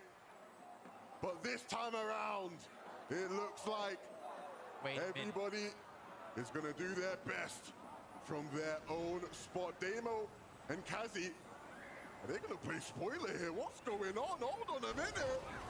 Scrolland first. He gets the AR. He gets tagged up though. And down. First place is out of the game early. Cassie and Damo are public enemy number one of this lobby. They're not even gonna leave it for Vico Malabuca, Peterbot and Pollo to decide. They take the battles up and duke it out over at Llama's Landing. But Sky and Scroll, what a heartbreaking finish. The point disparity just not enough. This is the deciding sequence of events. I don't think anybody in this building was expecting that to go down how it just did. And just like that, the door is wide open for any one of those teams in that top 5 to try and win the tournament. I think everybody that is playing in this lobby now saw that in the feed and realized what's at stake. And for Peterbot and Pollo, in that last game, they didn't land on them. They went and hunted them down. Now, Taco, there's only one team in their path. But you can't forget about who else is hot on their heels. Shark and Teeny. Only 5 points separating them between the next spot on the leaderboard. And with that in the back of their minds, sure, you can keep Vico and Malabuca, but if the fight takes too long, you might just be cooked for it. Skull died. Skull died. Skull died. Sky's good. I'm fine. Be calm. Yeah. I know. Stay calm, Malabuca, reminding Vico, the job is not finished. Stay calm, our chance to strike is now. We're having all these conversations about Vico Malabuca, Sharktini, Peterbot Pollo. We can't leave Acorn and Bolts out of the mix. 295 points. I believe not too far behind them either. Swizzy and Pixie sitting around that 274 threshold. But Wonky Land fairly undisturbed for the time being. Teeny and Shark just going to surge base it out. But at this rate, the lobby is going to be picking up in pace rapidly because currently, every single one of these teams you would anticipate, maybe they try to take out each other. Maybe the gloves just come off with Sky and Scroll being out of the lobby, but they don't want to risk what they feel like is their best shot at first. I mean, as the game goes on, the room for shenanigans tightens. And honestly, it just becomes about putting your best foot forward and playing your best Fortnite here in game number 8. There is still so much to play for, not just that first place trophy, all across the lobby. Players desperately fighting for a spot in the top 15 to qualify for globals. And now everybody left in this one is playing for something here. But why not me? That's got to be the theme running through Vico and Malabuca's minds right now, but they have to stay focused. We saw Vico saying a prayer before the game began. It looked like his prayers were answered. He just has to finish his part of the deal now and deliver the goods. 10 points separate what Vico and Malabuca are at now. And first place on that leaderboard. And if they can get that, close out the game, they would be your Major 1 Summit champions. But they still have so much competition to watch out for. But again, Levin, you said it yourself, there's room for so much shenanigans. Shark is gonna go down. Teeny's by himself. Iyamzo and Josh are the ones hunting him down in Wonky Land. They've had a rough go about the day, and they're looking to try and change their fate in the final hour here. A massive game game is necessary for Zoe and Josh to bring this one back, but when they've taken out a priority fragger here at Wonkyland in his own backyard, Josh and Yamzo have the chance now to step it up. And everybody's been bigging up these newer faces at the top of the EU mountain. But here in game number 8, nothing but struggles from our bright young stars. It's up to the experienced vets, the former champs, to try and show them how things are done. Uh-oh. They know. They know. Right now, they already got that elimination onto Shark. They see a giant surge base at the top of Wonkyland. Typically, this is where you would see him, but they just can't find him. They don't know, though. They have no idea that TD is still hidden, tucked away so discreetly inside of the safety of his surge base. But just one pinky toe out of line. That's all he's waiting for. The slightest opportunity. And if he can put down Zoe or Josh here in this moment, Darman Deemish might just choose to strike. They're going to be drawn to any sort of immediate battle because even the polls are aware of the fact that every singular point matters, not just for the prize pool, but for securing your place at Globals in top 15. Yomzo and Josh will leave. And like you said, Taco, no clue in the world that Teeny was still right beneath them. And that broom might just be enough for him to keep Shark in this game and keep their chances alive. Peterbot and Boyo up above. No fast moves coming at him this time around. And it's just, the gap is that close that they don't really have to worry about it. And a lot of extra heals for Peterbot and Boyo. A whole pizza shop underneath. And Peterbot is the one really taking the role right now, being on top of that surge power to take control of their storm surge. It's the fact that Boyo had dropped everything in his loadout to just prioritize gathering as much resources as possible, taking them back to their surge base because they know they likely saw it in the elimination feed too. Shark is gone. Sky and Scroll fully eliminated. So many top contenders now left in a very awkward position. And so their best bet might just be to play to their strengths. And Levin, earlier on in the last lobby, you called out the fact they're a team that tends to heat up as the game goes on. And right now, they're seemingly on fire. The only duo in this lobby to strike with 2 victory royales on the day. Yeah, and they might just go for a third tackle. That's the type of form they're currently in. When you've got the greatest of all time, Peterbot, and he's not even the best player on his team right now. Boyo playing at unbelievable levels. Great corner bolts, see the strategy.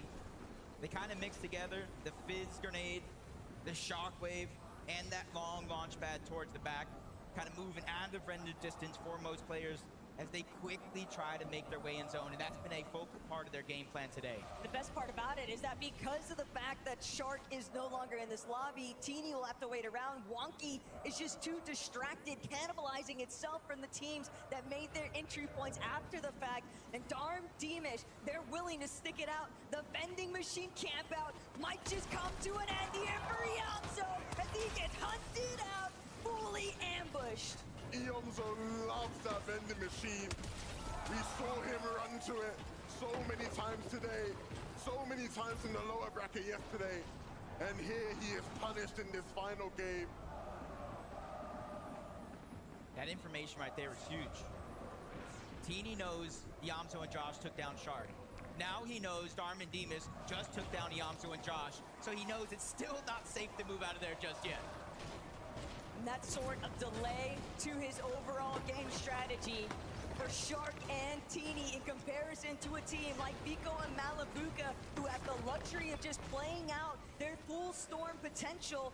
They are not in any sort of rush. They just have to keep their wits about them, keep their bearings. Vico always drawn back, I think, to that moment when he used to play with Pink. The loot's free, but this time he's much more reserved. He's much more composed, and he knows it's all about staying side by side with Malabuka to bring this one home. When you have a player as talented as Vico, but as emotional as he can be, There is no better pairing than Malabuka.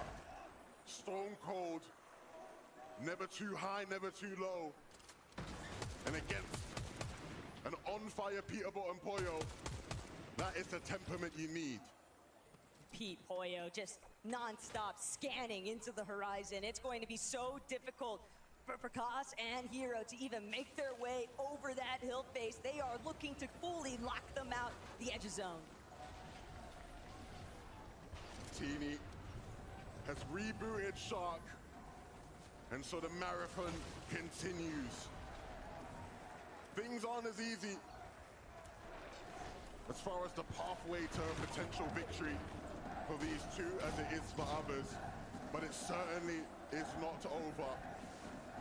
Shark has been one of the best players in the world this year, earning more and more, experiencing more and more, but he needs to be at his very best here in game number 8. It almost feels like we're going to have a lot of our top teams kind of stacked and positioned at the north side of the map.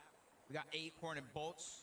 Just saw Peterbot and Poyo. We know Shark and Teeny are towards the north, along with Vico and Malabuka.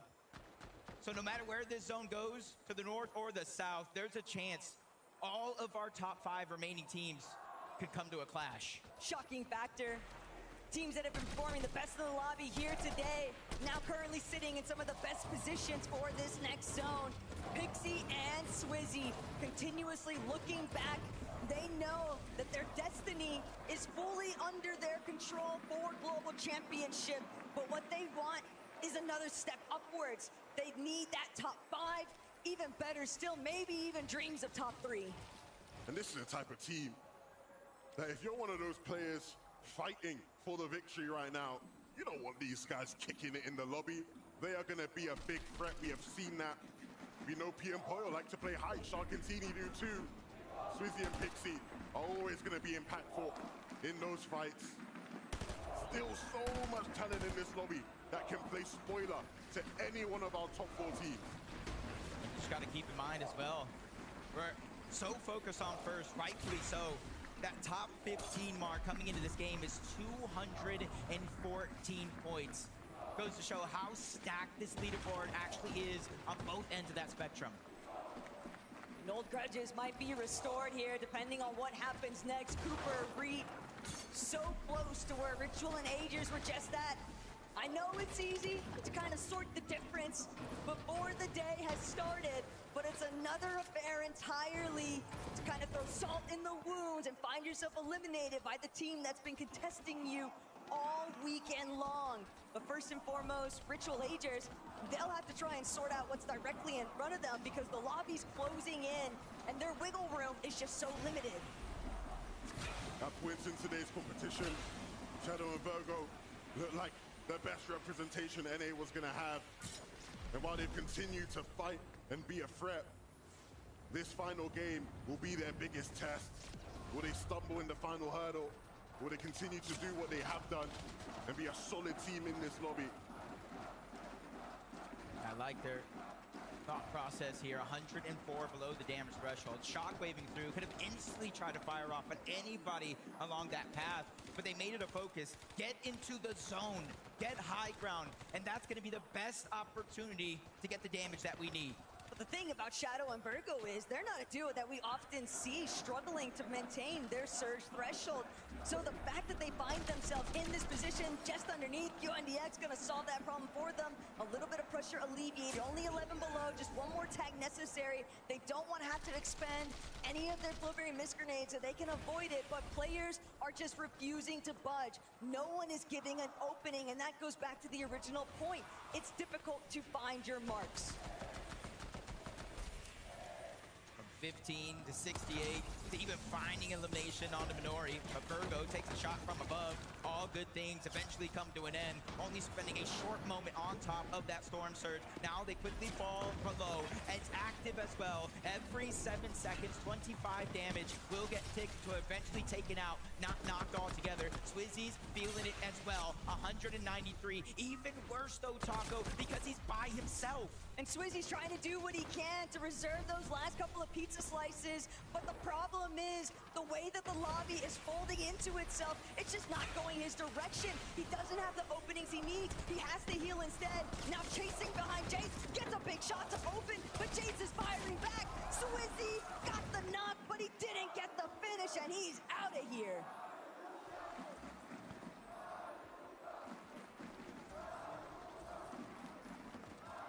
Look on board, Shark and Teeny.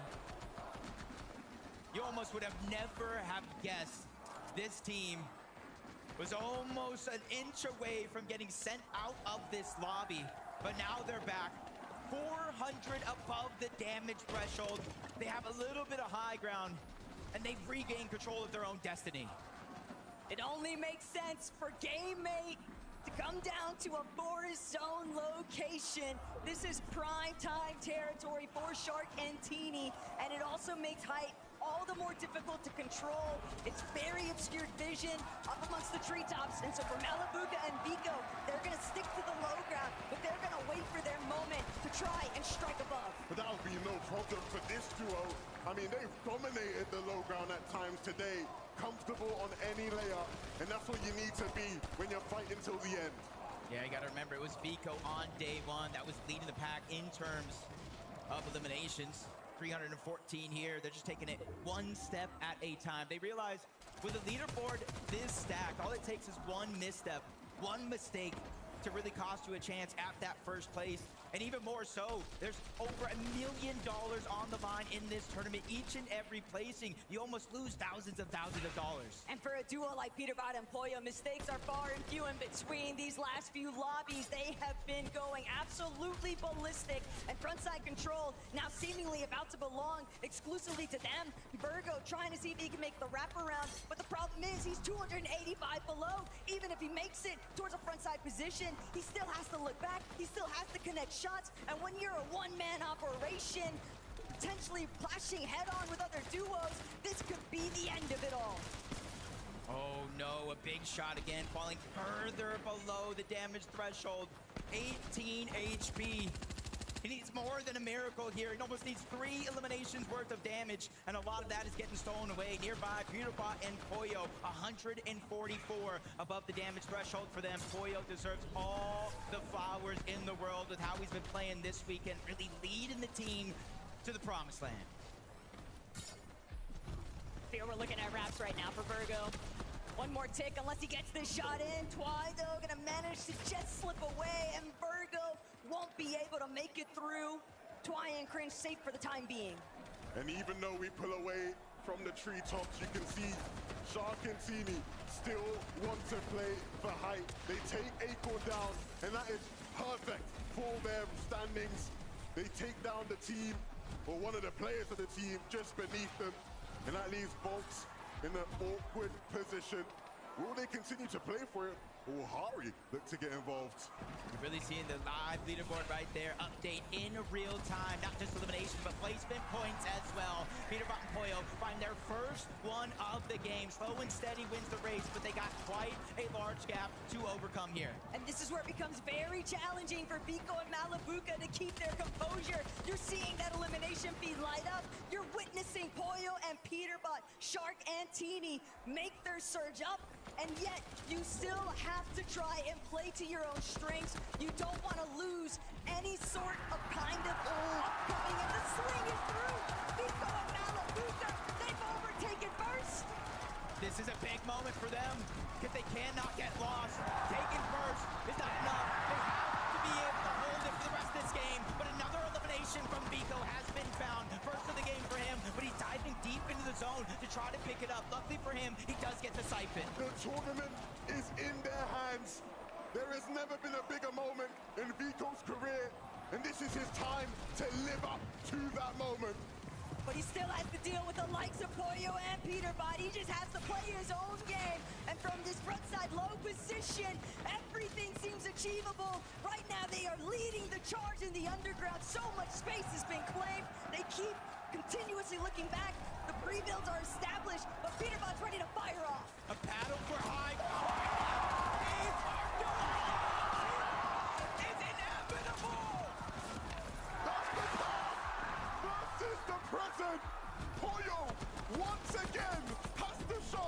why he has been the best player in this lobby all day long.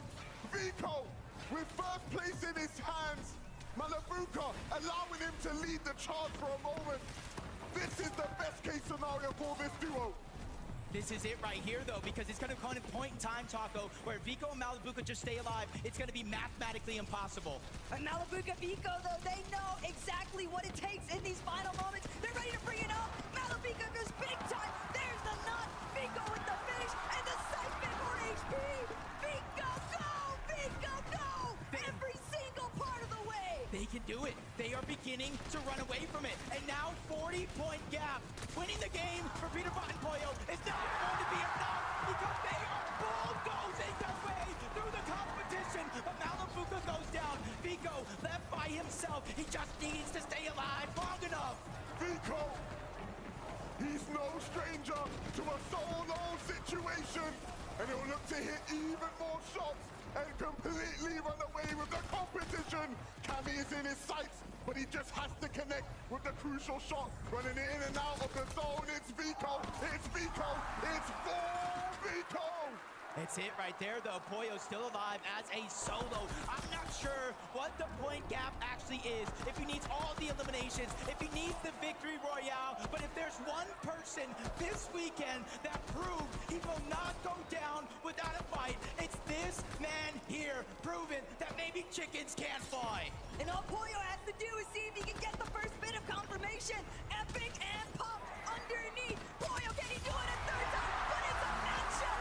Epic, Whale, and Pop hold it through. Pollo doesn't get the win. They have done it. Vico and Malabuka, they stayed alive in that last game. They got eliminations. They immediately destroyed the rest of the lobby. This is their moment. This is their chance. Vico and Malabuka, you are the champions.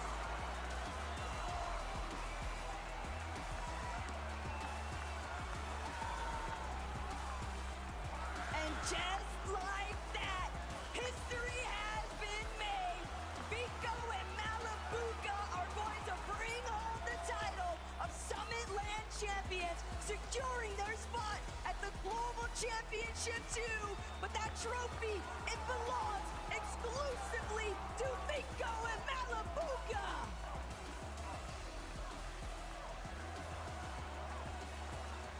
Go ahead, guys. Lift that trophy. You are champions!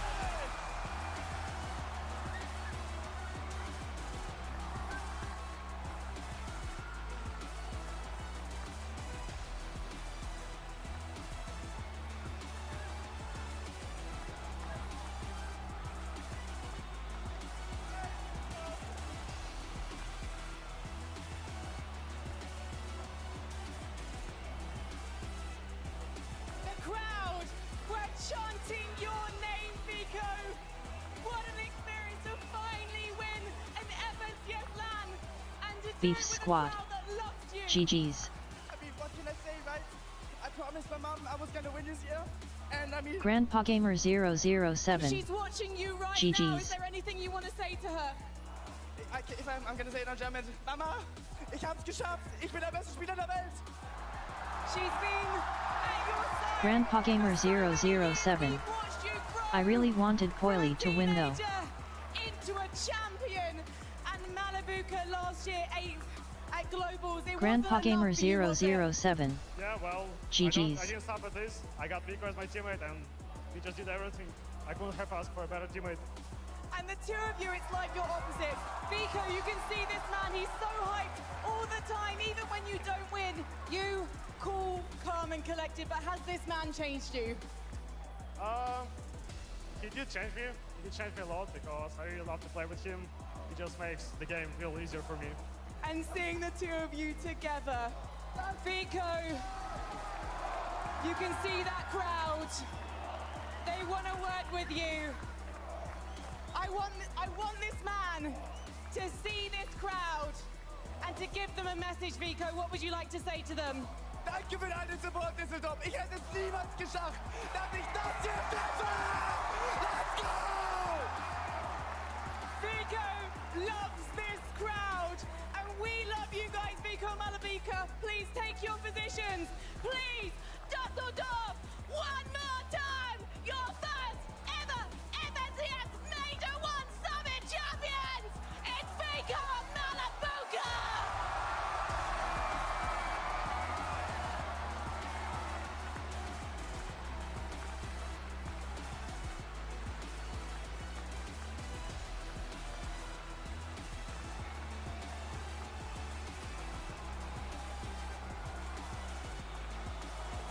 Oh my gosh, Fortnite fam! They have done it! Vico Malabuka, come down here! Come down, bring that trophy, don't forget it, come on! I cannot believe it. Vico and Malabuka. Your champions, you can hear him celebrating. This way! This way! He's celebrating with a bar.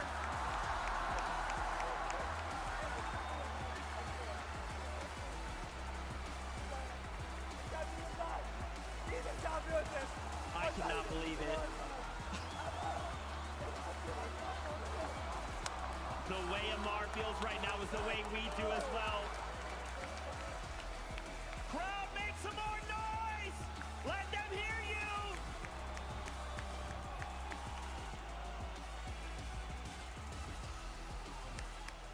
Your champions. Malabuka, Vico. Sorry, this Yeah. trophy's really heavy. It's so heavy. I know. Did you want to take the crown off it? Do you know? I was just trying turn to. it. You just turn it. I just turn it? The little top here, the little bit right here. There you go. Now pull it off. I'm so bad at this. It's okay. You're probably shaking. I'm Everything's so okay. shaking. I'm so shaking. It's okay. Yesterday, Nice. there it is. You can. To the real king. To the one and only goal. This is all. Let's get it one more time for Malabuka. You're the man. You're the greatest, bro. Congratulations to you guys. You know, I think the best way I feel like I can summarize this moment is what Frankie actually said. We've watched you guys grow up. To see you guys be in this position, to show up in Germany, to fight through everything that you guys have fought through, to target, hey, there's this new thing, this summit, we're fighting with everything we had. Was there ever a moment in your mind you thought like, we can't do this? Or was it the whole time you just kept pushing those thoughts out and you thought, we just have to win? I can't lie. After game 4, my only true goal, I think the greatest player I've ever played duos with and in my entire career, you know, he got my mind back to it and said, it doesn't matter, there's still 4 games left. You know, Mally said one thing going into game 5. He said, it doesn't matter how the start goes, it's about how you end it. And we ended with a bang! Malabuka, obviously, he's giving you such high praise. To hear your dual mate say that, to hear the way this crowd went crazy, to see Amar run up and give you guys a massive hug, how does that feel? I'm just playing for the best fragger in the world, guys. I couldn't have asked for a better teammate, as I said before. You're a glazer, bro. Guys, I'm not a glazer. You gotta stop crying. I'm on the verge of breaking. Dude, I'm I'm trying sorry, to. bro. I'm It's just a okay. very emotional man. Hey, no, that's fantastic. You know, we had this moment in the lobby yesterday. What's so funny to me, in the moment that you won, I recalled the conversation. You had said, man, I have looked for a teammate, and Malabuka is someone who essentially can match my freak, who can just be with me in those moments and lift me up. How does it feel now to know you made the right choice at Malabuka? Honestly, I want to say thank you, Flixie, for dropping me on my head. Thank you, Raz, for not wanting to coach, because I just got the greatest upgrade I could ever ask for. I got the greatest fighting idea to ever touch this game. Listen, man, you are screaming about emotions right now. Dude. And throughout the weekend, right? We've been tuning in with you guys. We've been watching. You guys were up there on the stage, in the chairs. You guys were like dancing back and forth, singing. But we saw a pause to all of that like happiness and joy. And it was seemingly as if it paused going into game number 8. It was like all focus from both of you guys. So walk me through Malabuka first, the mindset going into game number 8.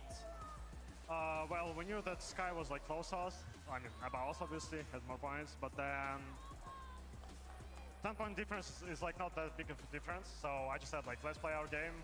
Let's focus on someone else trying to grief us so we don't get griefed. And I guess it turned out great because, I mean, I don't know if we were getting griefed, but if we were, we did great by hiding and not letting anyone know that we're there. And I don't know what happened to Sky as well. I'll see it later, but yeah, that happened to him, so that's unfortunate. I do want to say though, shout out to Sky. I think, shout out to everyone who played in this tournament, right? I think this was probably the hardest LAN I've ever touched in my whole entire life. And I mean, we know, I've won Red Bull before. This guy won Gamers 8 before, right? We've been in hard lobbies. Yeah, this was really hard. This was probably the hardest thing I've ever played in my life. Not just only because I was a winning contender, but in general. I mean, I was playing with like 15 chests, 20 chests. These guys had like 70 chests. These guys are the best teams in the world. I myself think I was an underdog compared to them, right? And I mean, I just want to say shout out to Omar as well. I think the stuff this guy told me, how he got me back up from my slums, he's been with me my entire time. Amar, wirklich danke, Bro. Du bist wirklich, glaube ich, der beste Typ, den ich kennengelernt habe von Streamern. Your guys' first FNCS LAN win. Of course, the trophy, the prize money, but also that qualification to the Global Championships later on this year. I want to hear from both of you. What can we expect now from you guys going into those Global Championships? Can you go back to back? I mean, hopefully we can, right? I mean, there's a good phrase saying, you know, I forgot the phrase. God damn, it's embarrassing. You guys, I think, man, the first time was so nice. I had to do it twice, you know? I hope I can do it again because, man, I've always wanted to have an FNCS trophy in my room, you know? And I think everyone in this whole stadium is dreaming of having this. Yeah.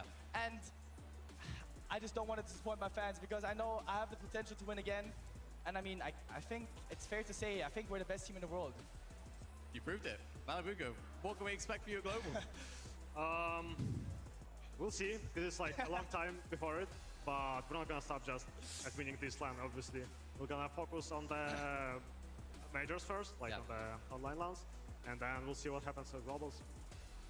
Guys, congratulations once again. Thank you so much. Obviously, you know, you had a moment there of just pure in the moment, but we'd love to kind of give you a second here to just address the fans. If there's anyone you want to thank, anything you want to say, we'd love to kind of give you that moment. You want to go first, Vigo? You want Malibu to go? You know what? This guy can go first because I have a lot to say on that. Go ahead. I want to shout out my brother, first of all, because he's like the guy why I started playing competitive Fortnite in the first place. I'm not sure if he's still on the arena. He definitely is, bro. Yeah, he's waving his hand there. And yeah, I just want to give him a huge shout out for helping me out throughout the years. Obviously to the family and just to the friends for helping me. Well, I mean, where do I start, right? I could start with Amar, but I think I'm going to start with my mom. I mean, the only reason I'm ever here is because of my mom, you know? She's got me through the hardest times of my life, you know? She grew up with me as a solo parent, you know? And I mean, Mama, wirklich danke. Ich glaube, ohne dich wäre ich niemals hier. And I mean, my friends, my family, pretty much everyone who's been with me on this way, even all my teammates, you know, Pink, Razaru, my current coach, Thomas 5X, you know, everyone who's been with me on this jersey, you know, who's helped me grow as a character, but especially always Poppy, because that guy, I wouldn't be here without him, you know? I wouldn't be the guy I was without him. But yeah, I mean, I think that's it, you know? Also, shout out to all the casters, but especially shout out to my org, Big, because I don't think without them I would have this gear, I wouldn't have this nice of a teammate. You know, they made it all possible. Danke für alles, Leute. Thank you guys so much. There was also one big person who had a big smile on his face. Levin 2K right there. The moment he saw it, locked in. Shout outs to him. Well, Vico, Malabuka, you guys pick this trophy up. Go get out of here. Go celebrate. Don't forget the crown. Make sure it doesn't come off. Don't worry. I won't be forgetting this. Right? Congratulations, guys. Thank you. You can leave the headsets down. Get out of here. Go celebrate, all right? Once again, your Summit champions, Vico and Malabuka!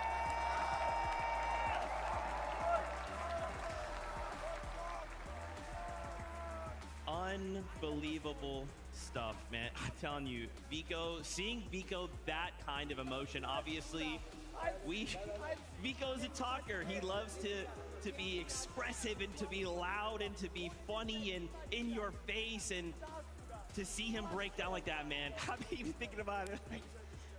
All right, it's fine. Viv, I'm so happy for him. I am so happy. Raising the trophy one more time. We're gonna struggle to get that trophy out of those guys' hands. They're gonna be holding on to that one for a very long time. If I have learned anything here today, we always put a lot of respect on the dedications that the players themselves, the time, the effort, the love that they put into a game that we also love. But it also requires a team. You could hear the list of names that both of those players attributed to the win. It really does require a gigantic team, a family, to make something like this happen. Yeah, and you can see it very visibly with Vico. He is passion personified. You can see it in his expression. You can see it in the way that he carries himself. And I'd like to say that Malibuka is exactly the same in a very different way. He's been around the scene for so long, at the very top of his game. And huge props to him just to maintain, to continue being at that very top level, to not let those disappointments pull him down, to not let those land disappointments pull him down, and to pull through here in Dusseldorf and end up coming out on top. As they mentioned, not easy for them at all this entire weekend, not easy for them today. The hardest lobby they said they've ever played in, but they pulled through. They have done it. And honestly, for both of them as individuals, I've had the pleasure of talking to them so much at all these different lands, seeing them grow both in the game and outside. I couldn't be happier for them. Yeah, man, again, I just keep thinking about that conversation, Again, for context, obviously we're hanging out with players, and there's a moment where Vico kind of pulls us aside. He comes up, starts talking to us, and we're just like, so what do you think, man? Like, Malibuka has a feel, and he's just like, yeah, dude, Malibuka, like, he just meets me where I am. He's the first player I've been able to play with that just, it doesn't matter what I'm doing. It doesn't matter how silly or loud. He tries to meet me there. He tries to just help me along, while some others may not vibe as well. But man, it's just such an incredible moment for the duo. Congratulations once again, your champions, Vico and Malibuka. Of course, we do have to remind ourselves, though, that the top 15 do move on to the global championships. Let's take a look at those standings and see how things ended up after game number 8. Pollo Peterbot managed to sneak their way into second place. After the start that they had, they really showed up big here. An incredible feat by the duo. Shark and Teeny also putting up an incredible performance after all the adversity that they went through this week. And it's great to see them come out in third place. Sky and Scroll, the heartbreak that everybody felt in the arena, everybody watching at home when we watched them go down early on. Fourth place, still an incredible feat for them. Yeah, my heart breaks for those guys. They've got a bright future ahead, but let's look at this bubble. 1 point separated Cammy and Hari from Flixie and Chap, who will be appearing at the Global Championships later on this year, Zeke. It's tough. You even look further, Ager's Ritual, Cold and Rapid. I mean, so many big names just barely missed out. When they said this was one of the hardest lobbies they'd ever played, they were serious. I mean, guys, this weekend has been incredible. Today has been incredible. Some of the most incredible Fortnite we've seen. Pollo solo clutching 2 VRs, OCE getting a win. Like, so many incredible things happened.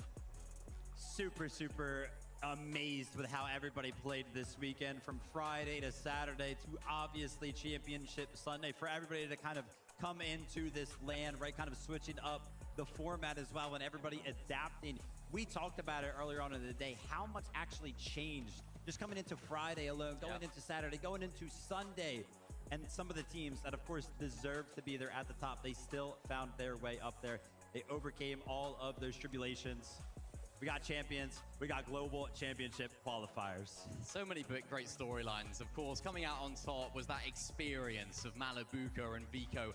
But huge props to players like Shark, playing at their first LAN. For Sky and Scroll to be on top throughout this entire day today. The first time that they've got into a LAN like this, being those sort of favorites, the team that everyone's looking at, they held themselves so well. And like I said, my heart breaks for them there in that last game, but they can be so proud of their performance because here they have proved they are a top tier team and deserve to be regarded as that. Peterbot and Poyo as well. Wow. I mean, I think that might be an all-timer of a solo performance from Poyo. A lot of talk about Peterbot so much, but Poyo, man, you can walk out of here with your head held high because you did so much great work today. They are back. That's right, man. Wow, Fortnite, Fortnite fan rather, what is there left to say? Well, first, I just wanted to shout out, remember, if you missed it, these are the announcements. We released a blog on social media, so if you want some more information, go check that out. We had some updates and some changes to the 2026 FNCS year. So obviously the brand new dates for the Global Championship, it has changed. We've changed the way that FNCS Major 2 is. We've changed Major 3 to a last chance. We also have shown off a solo competition. Still don't know what that is. Don't worry about it. You'll find out more of that later. Also, power rankings. And what else am I missing? The new rank changes, the Unreal Legends, and the Acts of Unreal from myself, from them, from the casters, from the crew, from the production crew, from the fans, from you at home, from all of our amazing friends who came from all over the world, co-streamers from wherever you were. Thank you all so much. Because of all of you, you make this possible. You guys made Vico cry. I will never forget that in a good way. Fortnite fam, that is the conclusion of the FNCS Summit. We look forward to seeing you for Major 2, but until then, we love you. Keep yourself safe, and we'll see you on that battle bus. Beep, beep.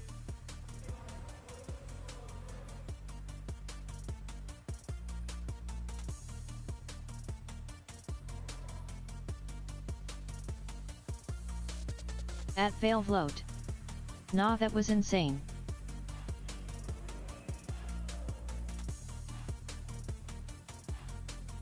Grandpa Gamer 007. Agreed.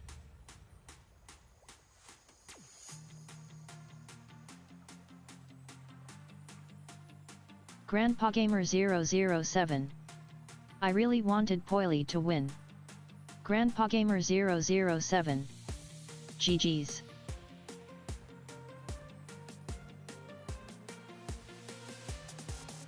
At Fail Float. Yeah, Poyo was playing crazy.